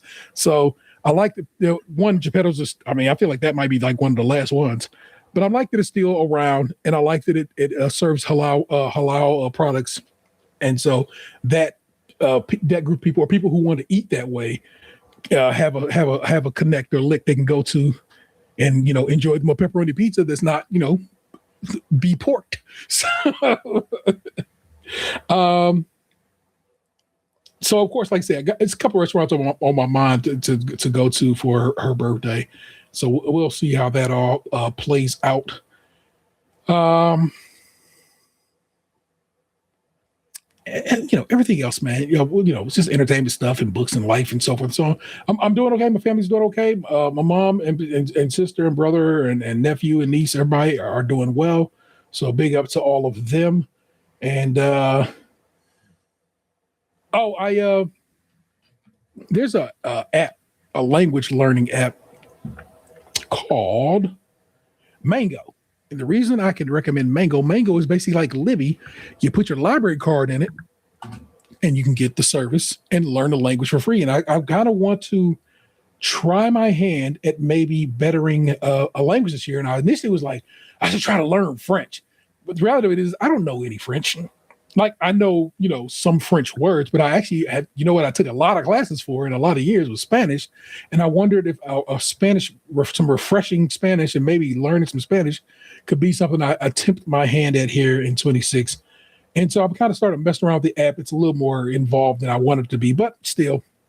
So my intention is to try to mess around with that app and maybe try to get some, I want to actually give it some focus.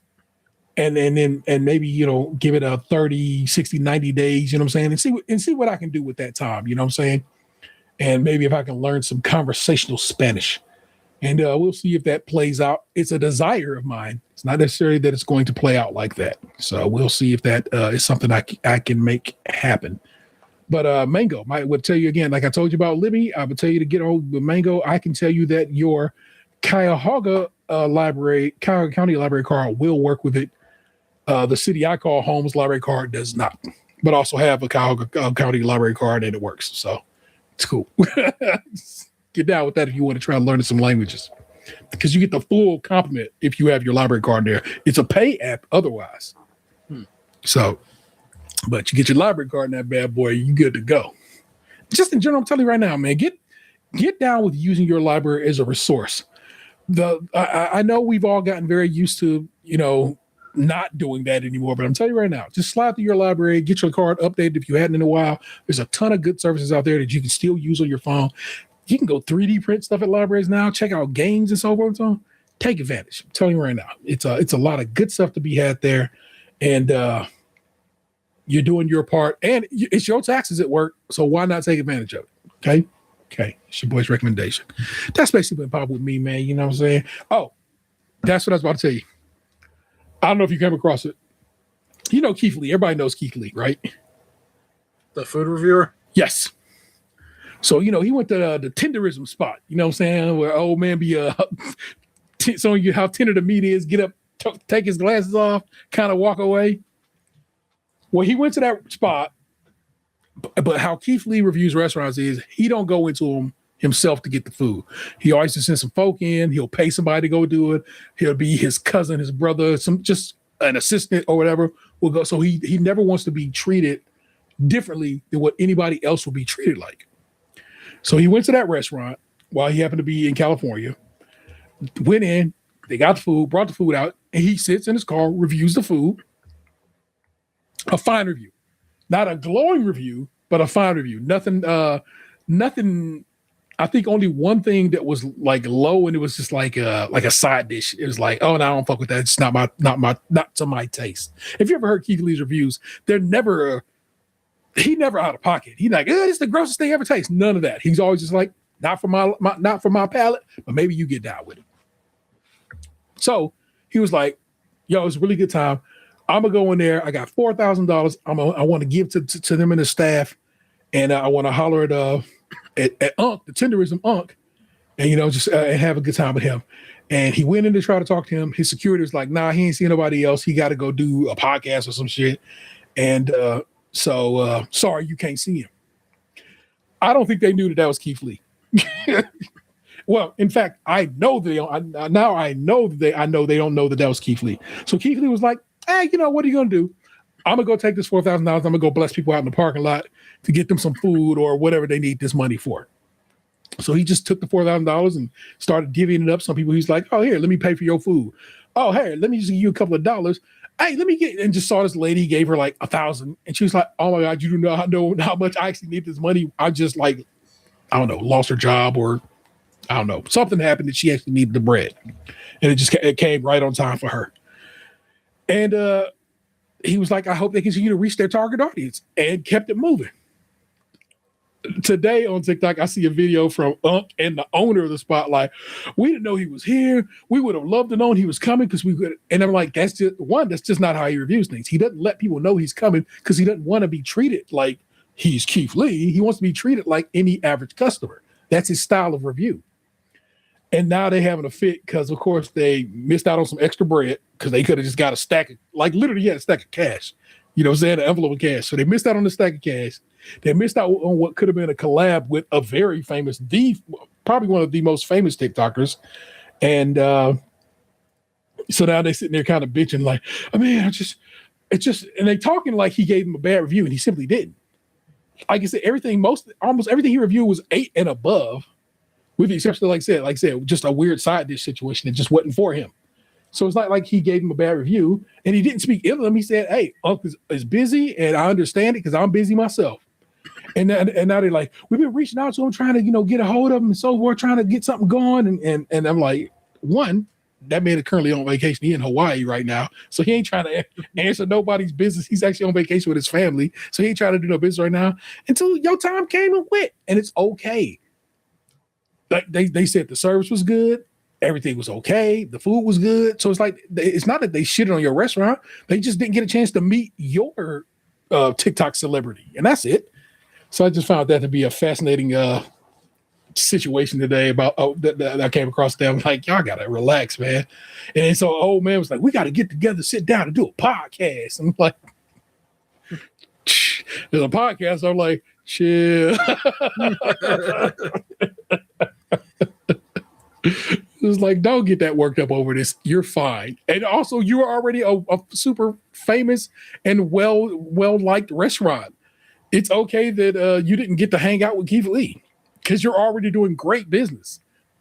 So yeah, you had Jordan the Stallion there. You've made it. Yeah, you know what I'm saying? It's like there you go. You already have had one of the higher end TikToker, YouTuber types in there. You're good. You're doing fine. Keep doing fine. Gracious. It's so wild to me. That's me. That's what's been popping in my world. I thought I'd share with y'all some of that and here and there and so forth and so on. Hope you enjoyed it and saw to the good. Yeah, checking out everything. Yeah, okay. We're all good. We're all good to go now. So every week when we do the show, I don't know if we do the show weekly anymore. We'll see how it plays out. I guess that is the intention. I should be doing it weekly. It is a podcast and so forth and so on. But hey. I mean, we've been two-manning this for a while now, and it's a little harder. It is. I feel like the week between actually is probably better for us as a little time apart. Not that we don't, like I said, again, we talk daily in our text group, y'all. So don't think that we are only talking here once a week, but it does help a little gap in space. You know what I'm saying? I am probably about to I got to sit and talk to Nick Jew to make absolute certain. You are probably about to get two quickie, not quickie. They'll be the same show you normally get. Two Crimpin' CCAs, the Christmas episode and the New Year's episode of British Bake Off have come and gone. And I want to review those with her. And so if that is going to play out like it should, those will be happening over the next couple of weeks. Hopefully starting next Tuesday, assuming her schedule is good to go. So I'll let you, well, you know what? You'll see it right here if it does. And so you should be good to go there. Yeah, there you go. But when we do the show, toward this part of the show, before everybody else is doing it, we head over to Reddit. We dig a little deeper down into the subreddit, Am I the Asshole? And we read a few of those and decide, are these people assholes or no? And that segment is simply called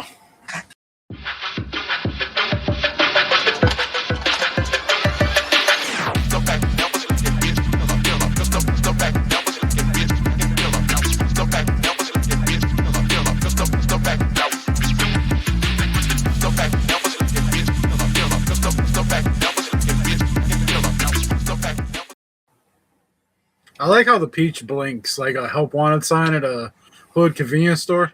I love every now and again how you just get a new appreciation for the efforts I've put into these damn video pages. Because that one in particular is made by hand by me.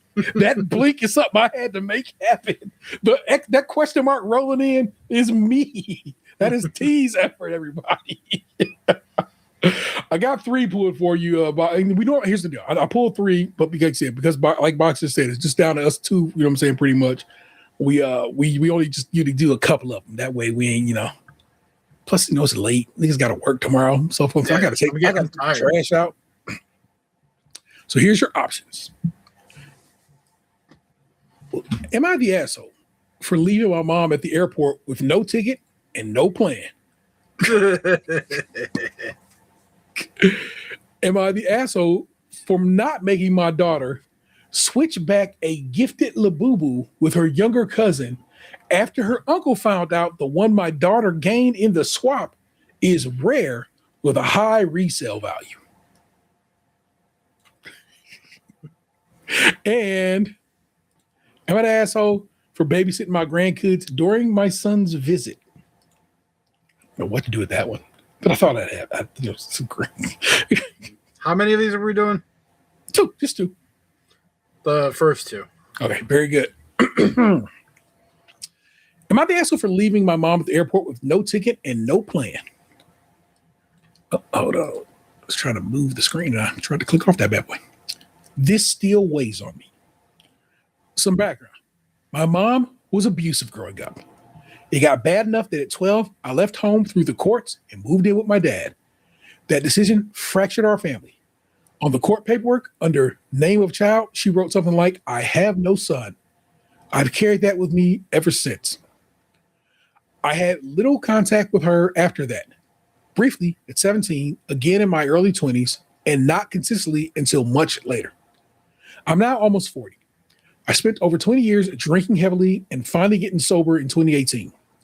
which is when I made an effort to reconnect with my family, including my mom. She's closer to 70 and has zero contact with 2 of her 3 kids. Reconnecting wasn't easy. When I asked her if she ever reflected on the abuse, she told me I was an adult who needed to let it go already. That was the turning point. I realized any forgiveness would be one-sided. If I wanted peace, it was on me. Since then, our relationship has been rocky, but present. We've had family reunions and even traveled overseas together for 3 weeks. We argue often, usually over small things, but we stay in contact until this. Last summer, I invited her to my city to see a band she loved since I was young. The plan was simple. She'd arrive on Wednesday. We'd go to the concert on Thursday. She'd fly out to visit my sister on Friday. And I'd leave early Saturday for my own trip. She agreed. When she arrived, she mentioned she'd only brought a one-way ticket and would book the Friday flight later. That made me uneasy, and I reminded her several times to make sure it was booked. I thought I was clear in my wording and tone that I didn't want anyone staying in my house while I was gone. Friday came, the concert was fine. Then she told me she still hadn't bought a plane ticket, and now, with prices having gone up, she planned to stay a few extra days while I was away. I told her plainly, I'm leaving at 5 a.m. tomorrow. You need to get on a plane. I even offered to cover the extra costs. She refused and invited herself to stay at my place. That's when I said clearly that I wasn't comfortable with anyone staying in my home while I wasn't there. She accused me of not trusting her and said she was my mother. I said it wasn't about trust. I just didn't want anyone in my house. The argument escalated. Finally, she said, fine, take me to the airport. Bet. I think she expected me to cave. I packed the car, grabbed my daughter, and drove her to the airport in silence. When we arrived, it felt like a standoff, like she was waiting for me to say, never mind, don't go. I did. I took her bag out, set it on the curb, and told her, if you can't find a ticket, let me know. I can help you pay for a hotel. Then I left. Damn. Months later, I'm still thinking about it. I don't think I stranded my mom with no options. I offered to cover the cost of the flight and hotel, but I did leave her at the airport knowing she hadn't booked a ticket. Am I the asshole? Sir, the only reason you're the asshole is because of the standard rules that apply, and that is, you ain't the asshole. Don't be asked if you are. Not. Right. She's a grown-ass woman. She can handle herself. If she could abandon you, you can abandon her. God damn.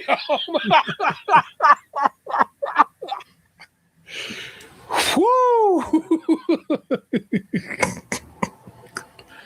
Well, I can just leave it right there, couldn't he? There are many. Many. I'm gonna go many glow in the dark comments. So let me hit you with a few of those. As you can tell, it's been a couple weeks since our podcast, and my throat is sitting here like, what is we doing? You don't speak this much. I know. I've been chugging water this whole time. This comment: do you realize, OP, that you just explained how her abuse and manipulation is continuing? This was the abuse cycle. You just typed. I think you meant tapped out. This is the abuse. No, you actually had that right. This is the abuse cycle you just typed out and are still carrying it since it's hurting you so much. She never once accepted accountability. You can forgive, but you don't have to accept it. If she makes you feel bad about your boundaries, that's someone that doesn't need to be let in. She can wave at you from the outside or stomp on by in a tantrum, but stop letting her in. ECA, thanks for all the awards. I had no idea this comment would resonate so much. Sometimes it's hard for people to see the cycle when they're in it. Next comment right beneath that one, that's a glow in the dark. Think about your child, OP. Do you really want grandma abusing them too? Next comment right below that, also glow in the dark. I have had this grandma. My paternal grandma, I wish we had cut contact with her completely. She ended up living with us after my poor old grandpa passed away. 25 years later, and the wounds from her abuse are still barely healing. Please don't do this to your child, OP. Next comment right beneath that. I'm so glad my abusive grandparents all died when I was very young, all from chain smoking related disorders. God damn. And then somebody beneath that glowing in our comment, same. My paternal grandma was my first bully. My mom was recently talking about her, and she said she had some redeeming qualities and asked me, don't you think the time she was loving made up for the other times? To which I said, no, because it made it very confusing. Emotional abuse is fucking hurtful and confusing, especially for kids. Now I'm gonna stop right there with the glow in the dark comments on this particular one and point out that my kid's grandma has been pretty emotionally abusive to them, and that is why my children are currently not currently. I'm just going to say in general are no contact with their grandma because she is awful to them and was awful to their mother before them, and therefore why be bothered with people like that? And I love that my kids came to terms with that themselves and was like, nah, I don't move with a person like that. And so I hope this OP is better, has an understanding of that he deserves better. I'm assuming he. I don't know if he said he. We'll just go with they deserve better, and that they move on from this person who was a terrible person to them as a child and is still terrible to them as an adult. Again, I told y'all on the last episode that I sat chopping up with my mom, where she, to my face, apologized for the tough times that that we lived through as in my childhood. And I don't know if I needed it, but I know I did not need it. And so this woman can't even be bothered to do that for you all these years later. She's not a good person, and you're better for not having her in your life. So keep it moving, OP. You're not the asshole, but I think you knew that. And that's why you kind of are the asshole. Well, only to me, because I'm weird that way. Sorry, y'all. Am I the asshole for not making my daughter switch? I got to pull my little boo-boo right here off right quick so you guys can see it. Am I the asshole for not making my daughter switch back a gifted Labubu with her younger cousin after her uncle found out the one my daughter gained in the swamp is rare with a high resale value? Now, I'm not joking when I tell you I literally have a little Labubu. I have a little one. It is real. That's not, I ain't got no little foo-foos, y'all. I got the real deal with the little special Tootsies ones. But yeah, Nessa got me this one. She was trying to get one so this one, they have these ones with letters on them. And she wanted either a T or a V and couldn't get those. So she went with the U, which was the letter between our initials. And so I have a Labubu.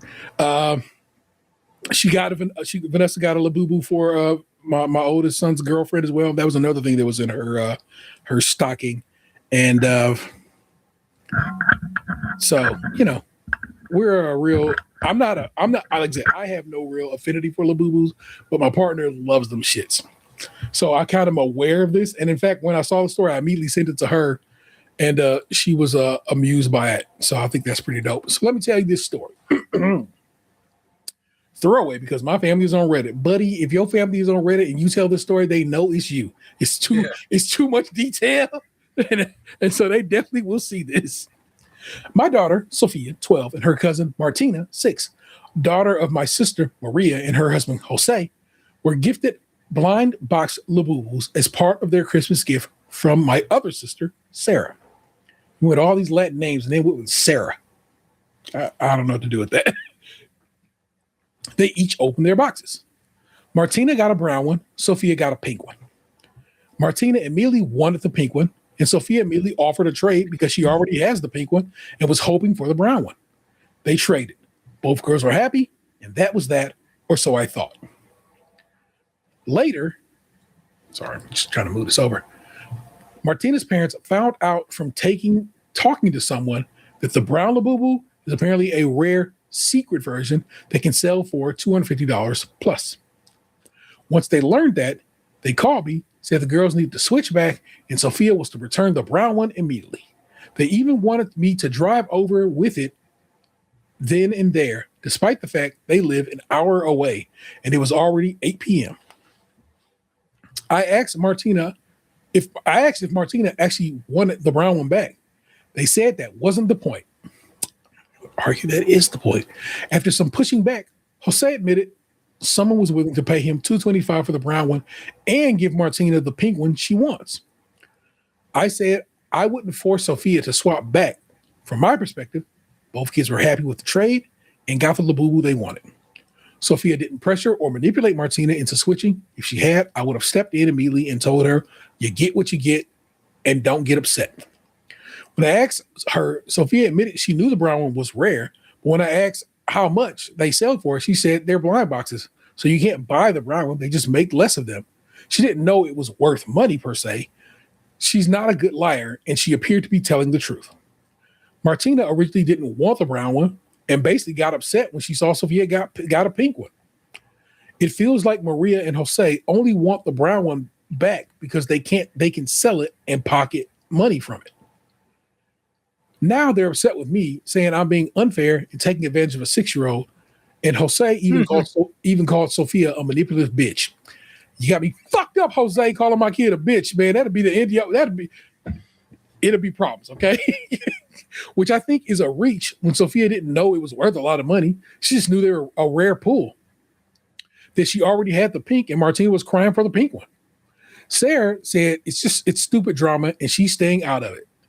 That's the sister, if you recall, who bought the Labubu, and said we can sort it out ourselves. So I'm an asshole. Catch his fucking hands. So I'm an asshole for refusing to make my daughter give the brown Labubu back. There's some edits after that, but I want to just leave with that right quick, Box. No, like this is some adult bullshit. The kids were fine, and then you go and you escalate it, and you make me want to fucking choke you out now. Exactly. Edit. Jose called Sophia a manipulative bitch to me on the phone, discussing it, not to Sophia's face. He'd be a dead man walking. He said it to her, bruh. He should still be a dead man walking. It was said about an hour before making this post, and I hung up on him for it, and it has not yet been addressed. My wife and I will obviously be addressing it, and I was still processing it when I made the post. But the manipulative part made me wonder if I was being unreasonable, hence making the post. Edit 2. Since I can't reply now, Sophia is trying to collect the whole set of these Labubu, and her motivation for wanting the brown was to help complete the set. She has no intention of selling or trading it. After talking about it with her again, she took rare to mean it was simply harder to find in the boxes. She doesn't engage in buying/reselling. As far as I know, Jose and Maria are not in desperate need of the cash. They're not rich, sure, but to the best of my knowledge, not in the kind of financial situation where the only way to keep the lights on for the next quarter is to sell their child's gift. We are in Australia, so this is in AUD. Oh, that actually is helpful. So word up to Australian dollars. Nothing about this post would have made me think that this person was Australian. Crazy. This actually ended up getting a contest mode turned on for it. I don't know what that means in I'm an asshole, but apparently they can, there's a contest. What do you win? I don't know. There are multiple glow in the dark comments on this one as well. As for me, do you think this person is an asshole for this? He's already said no. This is parents being stupid. Box already kind of said that. Saying no, you're not the asshole for this. Fuck your brother for this. That's bullshit. Not the asshole for the post, but you are seriously underreacting to your brother-in-law calling your daughter a manipulative bee, as is your sister.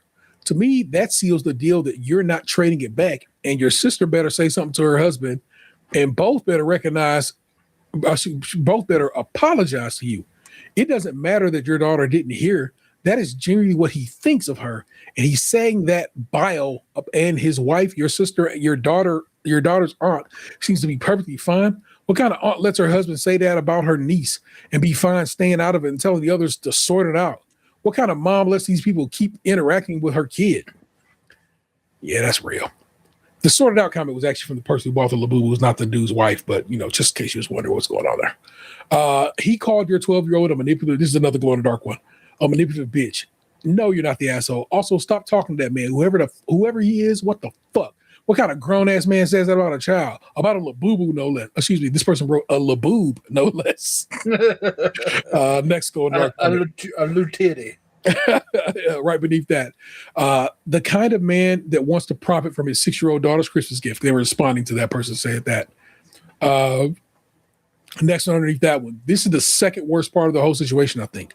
Kids should be allowed to enjoy their childhood without greedy adults ruining everything. Same thing Box basically just said, by looking for opportunities to capitalize on it.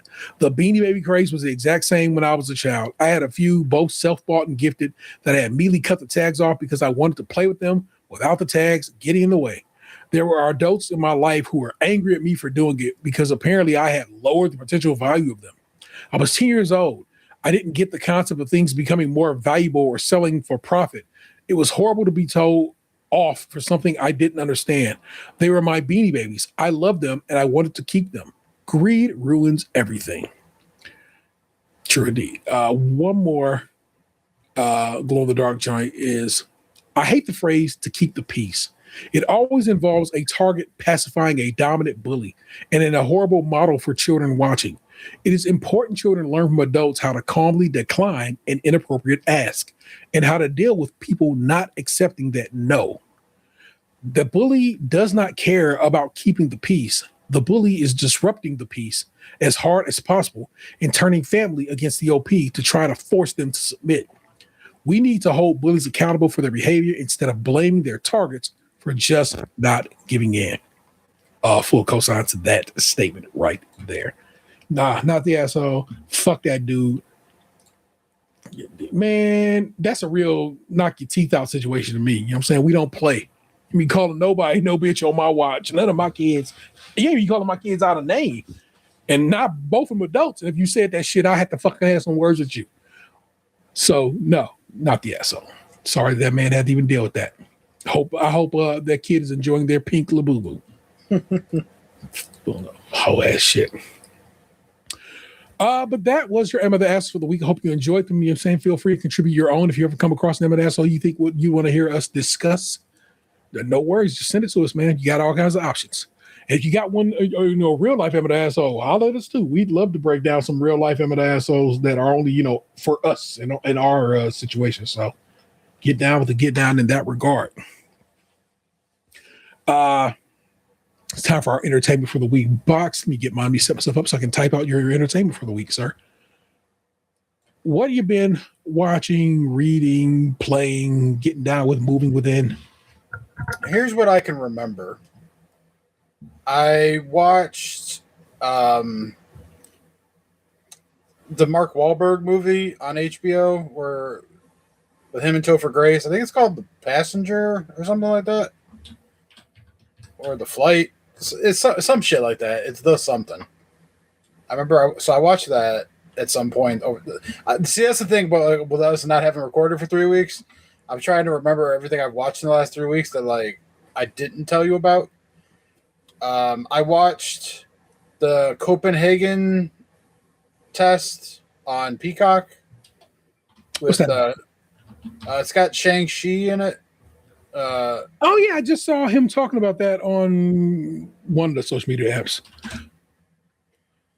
Yeah, so that's it's like the premise is he's like a I want to say spy of sorts for a government agency, and it you come to find out that he's got nanites in his body that allow people to be able to see and hear what he sees and hears. Oh, that's a good time. It's on Peacock? Yeah, it's on Peacock. It's 8 episodes. Okay. Each one's about an hour long or so. It was listed as a mini series, but the way that it ends, they could definitely do a second season if they want. Okay. It wasn't bad. And then I rewatched some Christmas movies. I watched Four Christmases. I watched So this was a movie from the early 2000s that was a guilty pleasure of mine. It was a rom-com of sorts, and I hadn't seen it in a long time. And then it was on Peacock for their Christmas series or whatever because it takes place at Christmas. Yeah, and I didn't realize just how problematic it was for like this day and age, because the movie's from 20 years ago. It's called Just Friends with like Ryan Reynolds. Yeah, and, when he was like fat. Anna Faris. Yeah. And so like they quote unquote say that like homo in it a couple times. Yeah. At one point, like when the brothers are bickering, the one calls the other one gay, but with an F. Oh, he went for the old F-bomb. Yeah. There was a Jared from Subway reference before they knew that he was kid porn it up. Wowzers. Jeez, the curse. Yeah. There was a P. Diddy reference, even though like that one wasn't like meant to be anything of sorts, but it was just like, you know, there was definitely a Diddy reference. All in all, it wasn't that bad, but like I definitely like watched that movie, and a couple times I was like, ooh. I still like this movie, but ooh. So I didn't watch it this year. But if you watch Love Actually with a more discerning and critical eye, it's a lot of bad in that movie. And so I get that sometimes it's like, ooh, no way, bro. That's the very, very uncool stuff can go down as things age. So I'm with you on that, man. Some stuff just has not aged well, and that's okay. Things are a product of their time. Yeah, so I watched that. I watched Jingle All the Way. Okay. Me and my family watched Shrek while I was over there for Christmas. Like they just put Shrek on randomly. How's that all these years later? You know, actually not bad. Like, obviously, like the graphics probably like will be better as you know we get new Shreks or whatever. But like overall, as a movie, not bad for being like 20 some years old. Fair. I don't remember if I watched this before or after the last time that we podcasted. I think it may have been before, but I watched a new season of Only Murders in the Building. You told me about that. Yeah. Okay. Yesterday, like I'm almost done, but I was watching the new episodes of Fixer Upper. It was like Fixer Upper Colorado or something like that. It's on HBO. There's only 3 episodes, and I think I was like a couple minutes into the third one, but like I got hung up on something else with work and I didn't finish it. I think that's like it as far as like entertainment per se, because like a lot of the other shit I've been watching is like right now I have someone's playing Call of Duty, they're streaming, I'm watching, and then I watch a lot of like news about like the economy. Yeah. So like, you know, that's about like where I've been at as far as like my viewing. And then I played a little bit of Call of Duty, but like not much. Okay. It's just difficult because like, you know, like my schedule throughout the week, depending on the week, is like jam packed with shit. Like, you know, Mondays, like a lot of Mondays I bowl. Yeah. Tuesdays like my one like kind of guaranteed free night. Wednesdays I go to my dad's. Thursdays we do this most of the time, and then like some Fridays people are available. So, but it's like not as much these days. So it's just tough to like get a consistent game going. Yeah. You start your book yet? Which one? You told me you bought a particular book. That's the only one I'm thinking about. So I did buy a book a couple weeks back. It was Rich Dad Poor Dad, but I have not. It's on my nightstand, but I have not cracked it. Okay, very good. Okay, all right.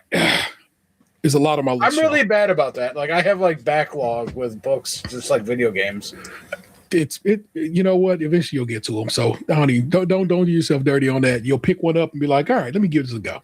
And if it gets you, it gets you. And if not, hey. I'm the type to like if I get like hooked on it, I'll sit there for hours and read it. Like when the new Harry Potter books came out back in the day, yeah, I'd get them in the afternoon, like from like Walmart or whatever. I'd come home and I'd read the whole thing in one night.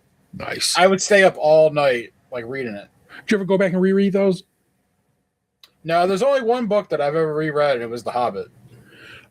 I would tell you, if you ever get the chance, either maybe just get the audiobook or whatever, because they actually have the new audiobooks they've done, and they put like a whole cast in it and stuff like that, and actors and all that good shit.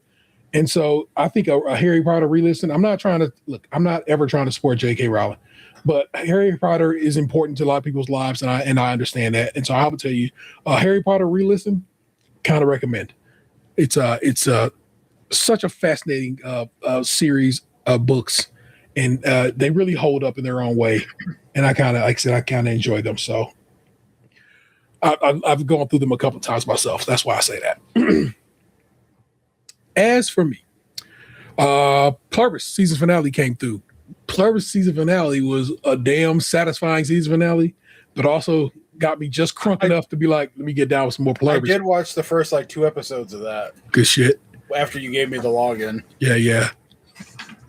The login worked just like I said it with people who were listening at that point in time. I'm probably gonna need you to let me get it in on my Xbox down here if that's something I could do too. Yeah, same thing. You just like I said, send me this little screenshot and I'll log you in. You're good. Stranger Things. Finished off Stranger Things. I really love Stranger Things. I watched that too. There you go.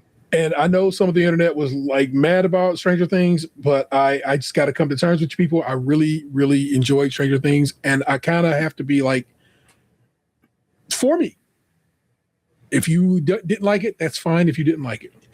But for me, I take what was given to me, and there's nothing more. I don't need to be like, well, I wanted this, or I needed this, or this should happen. That's not how I go into watching this show.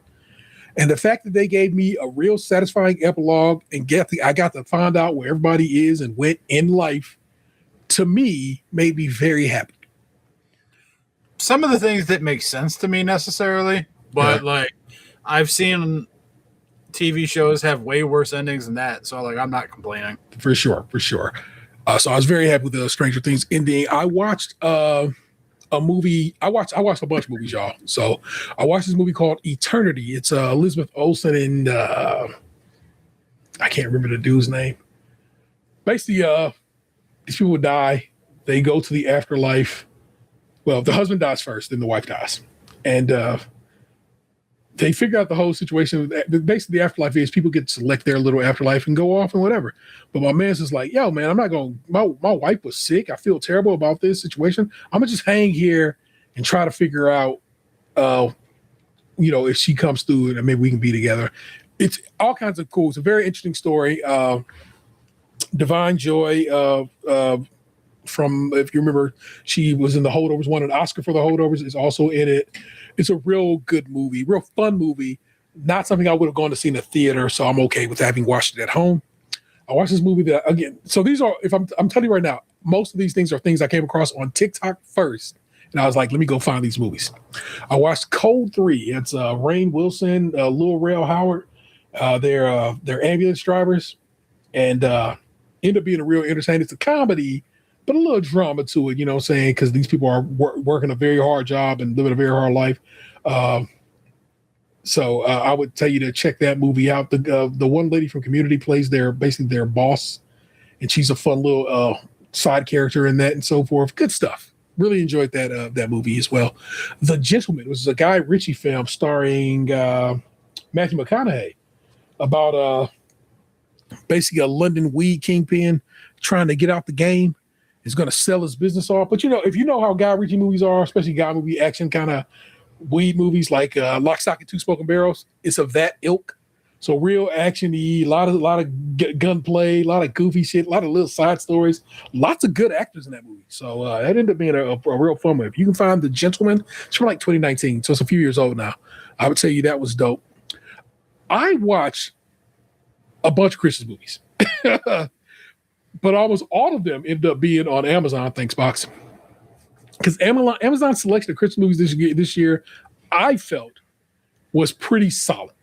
Did you notice that there's no more ads on Amazon? You had told me that, and yes, I have. Trust me, it is very, very nice. My dad was thanking me last night for how nice it is now to have no ads on the Amazon. Yeah.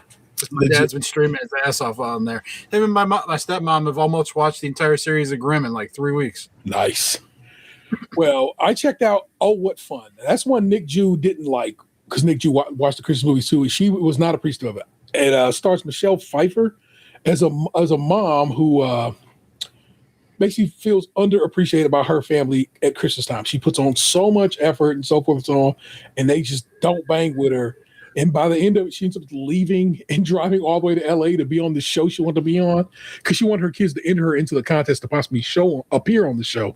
And I don't know, it ended up being a pretty fun to me. I didn't mind that one at all. There's another one called Something from Tiffany's.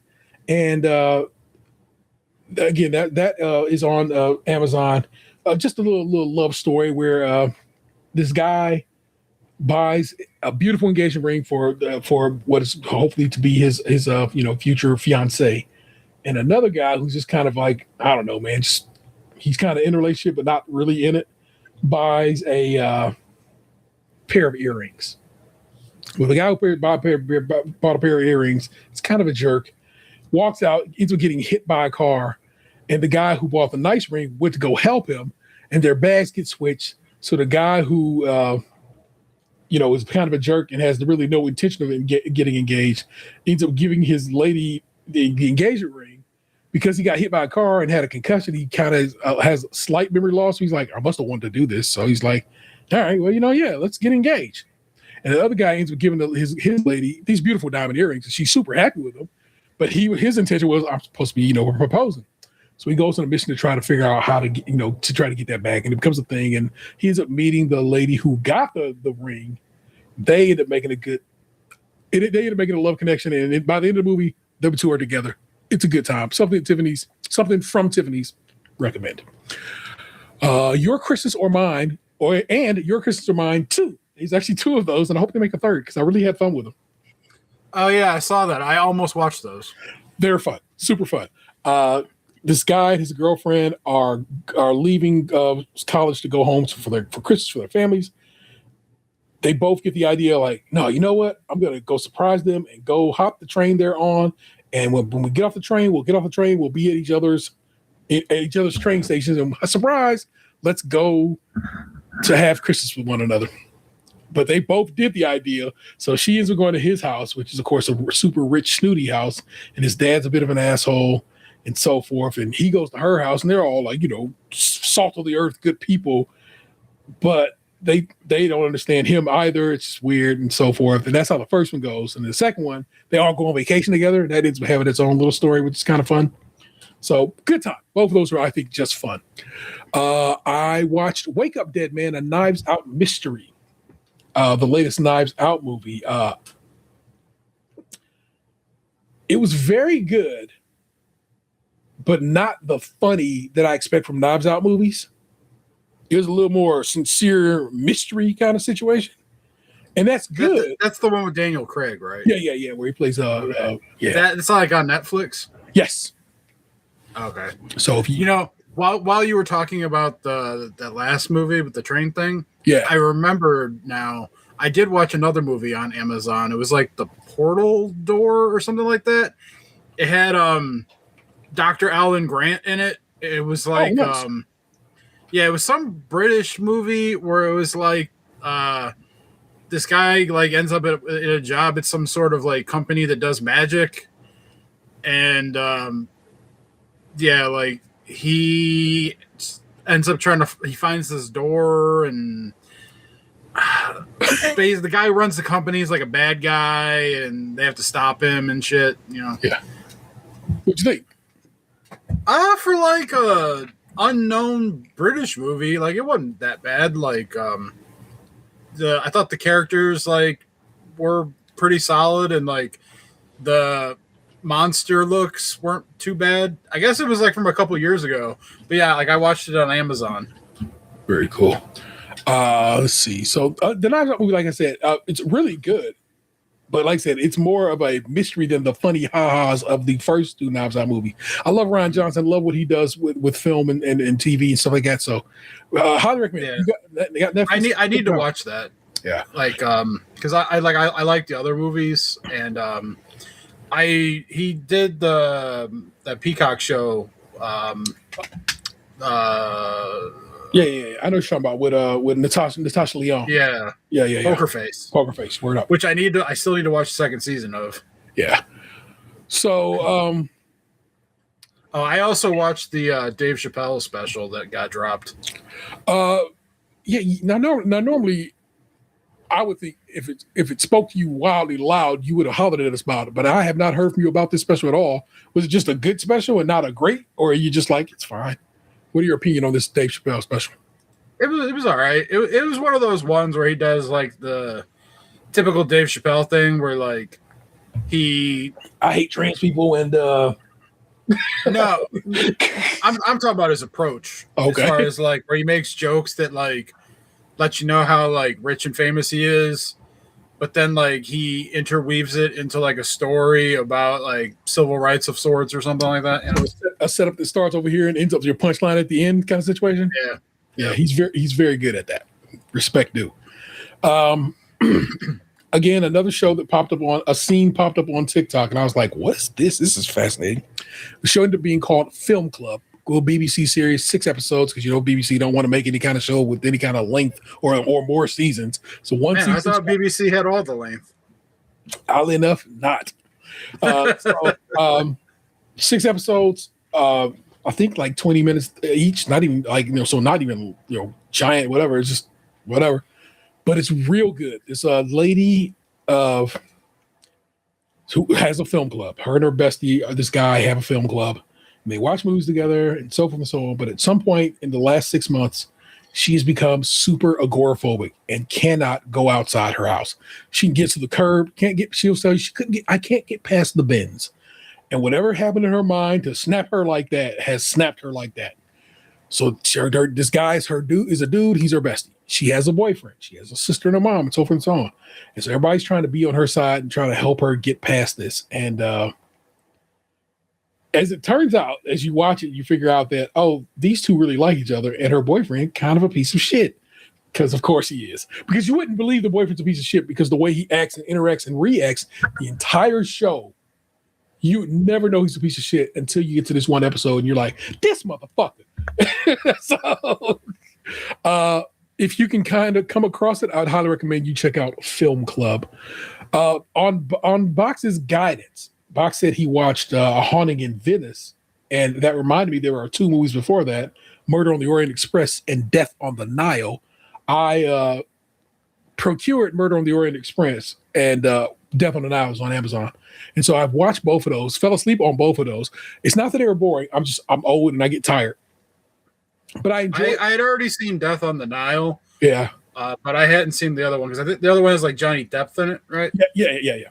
And so I ended up watching. Now that I think about it, that both of those movies star some people that are not good people. But what am I to do with that? Are you alluding to like Gal Gadot or something like that? Yes, I am straight up. I am straight up saying her, and in particular Gal Gadot and Johnny Depp. But I ended up, like I said, I watched most of both of them.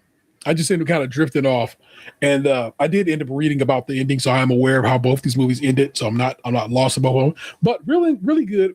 Kenneth Branagh is one hell of a director, as well as playing Hercule Poirot. He is the main guy. He is the detective in these movies, and he's a real good actor in those regard as well. If you don't know, Kenneth Branagh directed the first Thor movie, but he's better than that. He's a hell of an actor. He was an actor first, and then started directing, and he's great at both. Really, just is. He really is good at Hercule Poirot. And of course, I want to watch A Haunting in Venice after this because I want to, basically watch the trilogy.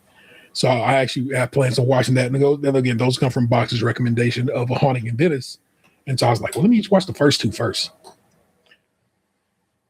I am near the end of Metroid Prime, but another game got my attention, y'all, and I didn't expect it to. Ball X Pit. If you have Game Pass, you can play it on Xbox for free. I do no longer have Game Pass, so I got it on a Switch sale. Luckily, I had a couple of dollars on my Switch already, so I ended up buying this game. Arkanoid Brick Breaker? Imagine that as your base game, okay? You're throwing balls toward the top of the screen. But in this case, you're a character, you're moving, you have a reticle that you're moving, and you're beating up enemies with these balls. And as you go through, you'll level up and you'll get a power-up. And then as you go through, you get a different power up. And some of those power ups can combine to become super power ups. You're just trying to go through the levels and beat those levels. And it's a roguelike. So you will die. Or there's a boss on each level. So you can beat a level, and then there you go. You beat that level, and then you go to the next level. But while between levels, there's also a little bit of a world builder in it. The world building part is kind of dumb to me, but it's there. So what am I to do? And basically, as you go through the game, you pick up blueprints, and that's how you build stuff in the world. That you get blueprints of things to build, and then as you build stuff and whatever, you'll get extra characters, and then you go try to beat the game with that character. They each have their own like powers that are like, oh, this guy shoots fireballs. This guy, there's two of them, so they're shooting more balls at once. This guy shoots super fast. This guy shoots ghost balls, and so forth and so on. And it's bro. Once I get going, I'll do like 3 or 4 runs and just have a great time at it. So, just like I said, it pulled me out of my hookup. I played a little bit of Fortnite, but just a couple of rounds here and there. So not too much of the shooting right now. Good time to be out there. I read Rainbow Six. Man, Rainbow Six is still a good ass book all these years later. Now, it's another thing that's aged kind of funkily because it's a little too rah-rah pro-America in a situation where I'm like, I don't know if you should be right about now, but I get it. And so forth. And it's really anti-environmentalist because like that's the bad guys in this book. People are like, this guy's like basically trying to, I don't know, he's trying to fight. Is he trying to, yeah, he's trying to, wait a minute, is that the same? Yeah, Rainbow Six. Man, there's a lot going on in Rainbow Six, y'all. Because Rainbow Six is about like this anti-terror organization, right? So you get multiple terrorist things that happen throughout the book that Rainbow Six goes and tries to, and solves, I guess. But then there's an overarching mystery about these people that are basically trying to poison the planet. And I'm not joking when I tell you that that's their goal. And that they'll only be like, basically like 3,000-4,000 people left on the whole world when they're said and done. And they've invented this super virus that they know is going to kill. And then they invent a cure that's actually not a cure. It's going to get more people sick. And then they actually have a cure, and they've only given the cure to, these particular people. So it's a crazy ass book. Rainbow Six goes hard, y'all. It's like a 32-hour book. So it's a very long book, but Rainbow Six is still kind of great all these years later. I was glad I gave it a listen. I told you about a little fantasy book by fantasy writer N.K. Jemisin called The Fifth Season. I went through that first book, like, it was so good. About 15 hours, so it's kind of short. Ran through it, put a hold on the sequel in Libby. My hold came up last night. Started that book today while at work. Loving the sequel so far. It's a 3-book series, so I definitely will just go through all those books. I'm having a great time with this.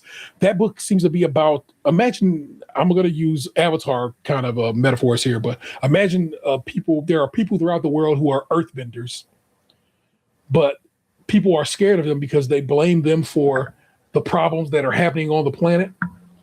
And as I listened to this second book, what I found out is somehow the moon has been destroyed, and the actual problems of this planet is because the moon don't exist no more. And so the tidal locking that the moon has engaged with on the earth doesn't exist anymore. So that's why the earth is having all these issues. But of course, I don't know where that's going to go as I read the book, but I'm like, oh shit, it's crazy. So I'm really having a good time with that book. I've started the sequel. The first one is called The Fifth Season. The second one is The Obelisk Gate. N.K. Jemisin, black woman, science fiction and fantasy writer. Highly recommend you check out these particular books. And I don't know if her other works are hitting like this, but this is, of course, an award-winning, Hugo. I believe it's a Hugo award-winning book, The Fifth Season. And the other ones are real well. The sequel so far is real good too. That's it. It's a lot, but it's been some weeks, y'all. So that's why it was so much to share with you. My throat raw as fucking sandpaper right now, so let's go ahead and put a fork in this motherfucker. If you like hearing us wax poetic about all things Cleveland and ourselves, please like, comment, and subscribe. Hit the bell for notifications. We're here just about every Thursday around 8:30 p.m. And if you want to join us live and on podcast services otherwise, consider buying a shirt or other items over at tpublic.com/user/StaysCrunchyMilk. All one word, crunchy, of course, being spelled with a K. And feel free to give us a call at 216-264-6311. That's 216-264-6311. We would certainly love to hear from you. Happy New Year to you and yours. Our missing man is the 216's own Tatum 216. He's doing well. The holiday season seemed to have done right by him, and his kids are growing so fast. But worry not if you are worried. If you were worried, he is good. That is, of course, the big homie Lunchbox 2099. I showed up today. This one was well, like I said, because we have not been doing the show. I had the write-up done forever ago. Only thing I had to pull today, I don't think I pulled today was the 2 articles. Everything else was already ready to go. So I was prepared. We outside, y'all. You know how we get down. I am the internet's Tay-Rail 713. Don't make me push you into traffic. We'll do it again next time. Until then, peace. What happened to your ass? It used to be beautiful. Stays crunchy and milk.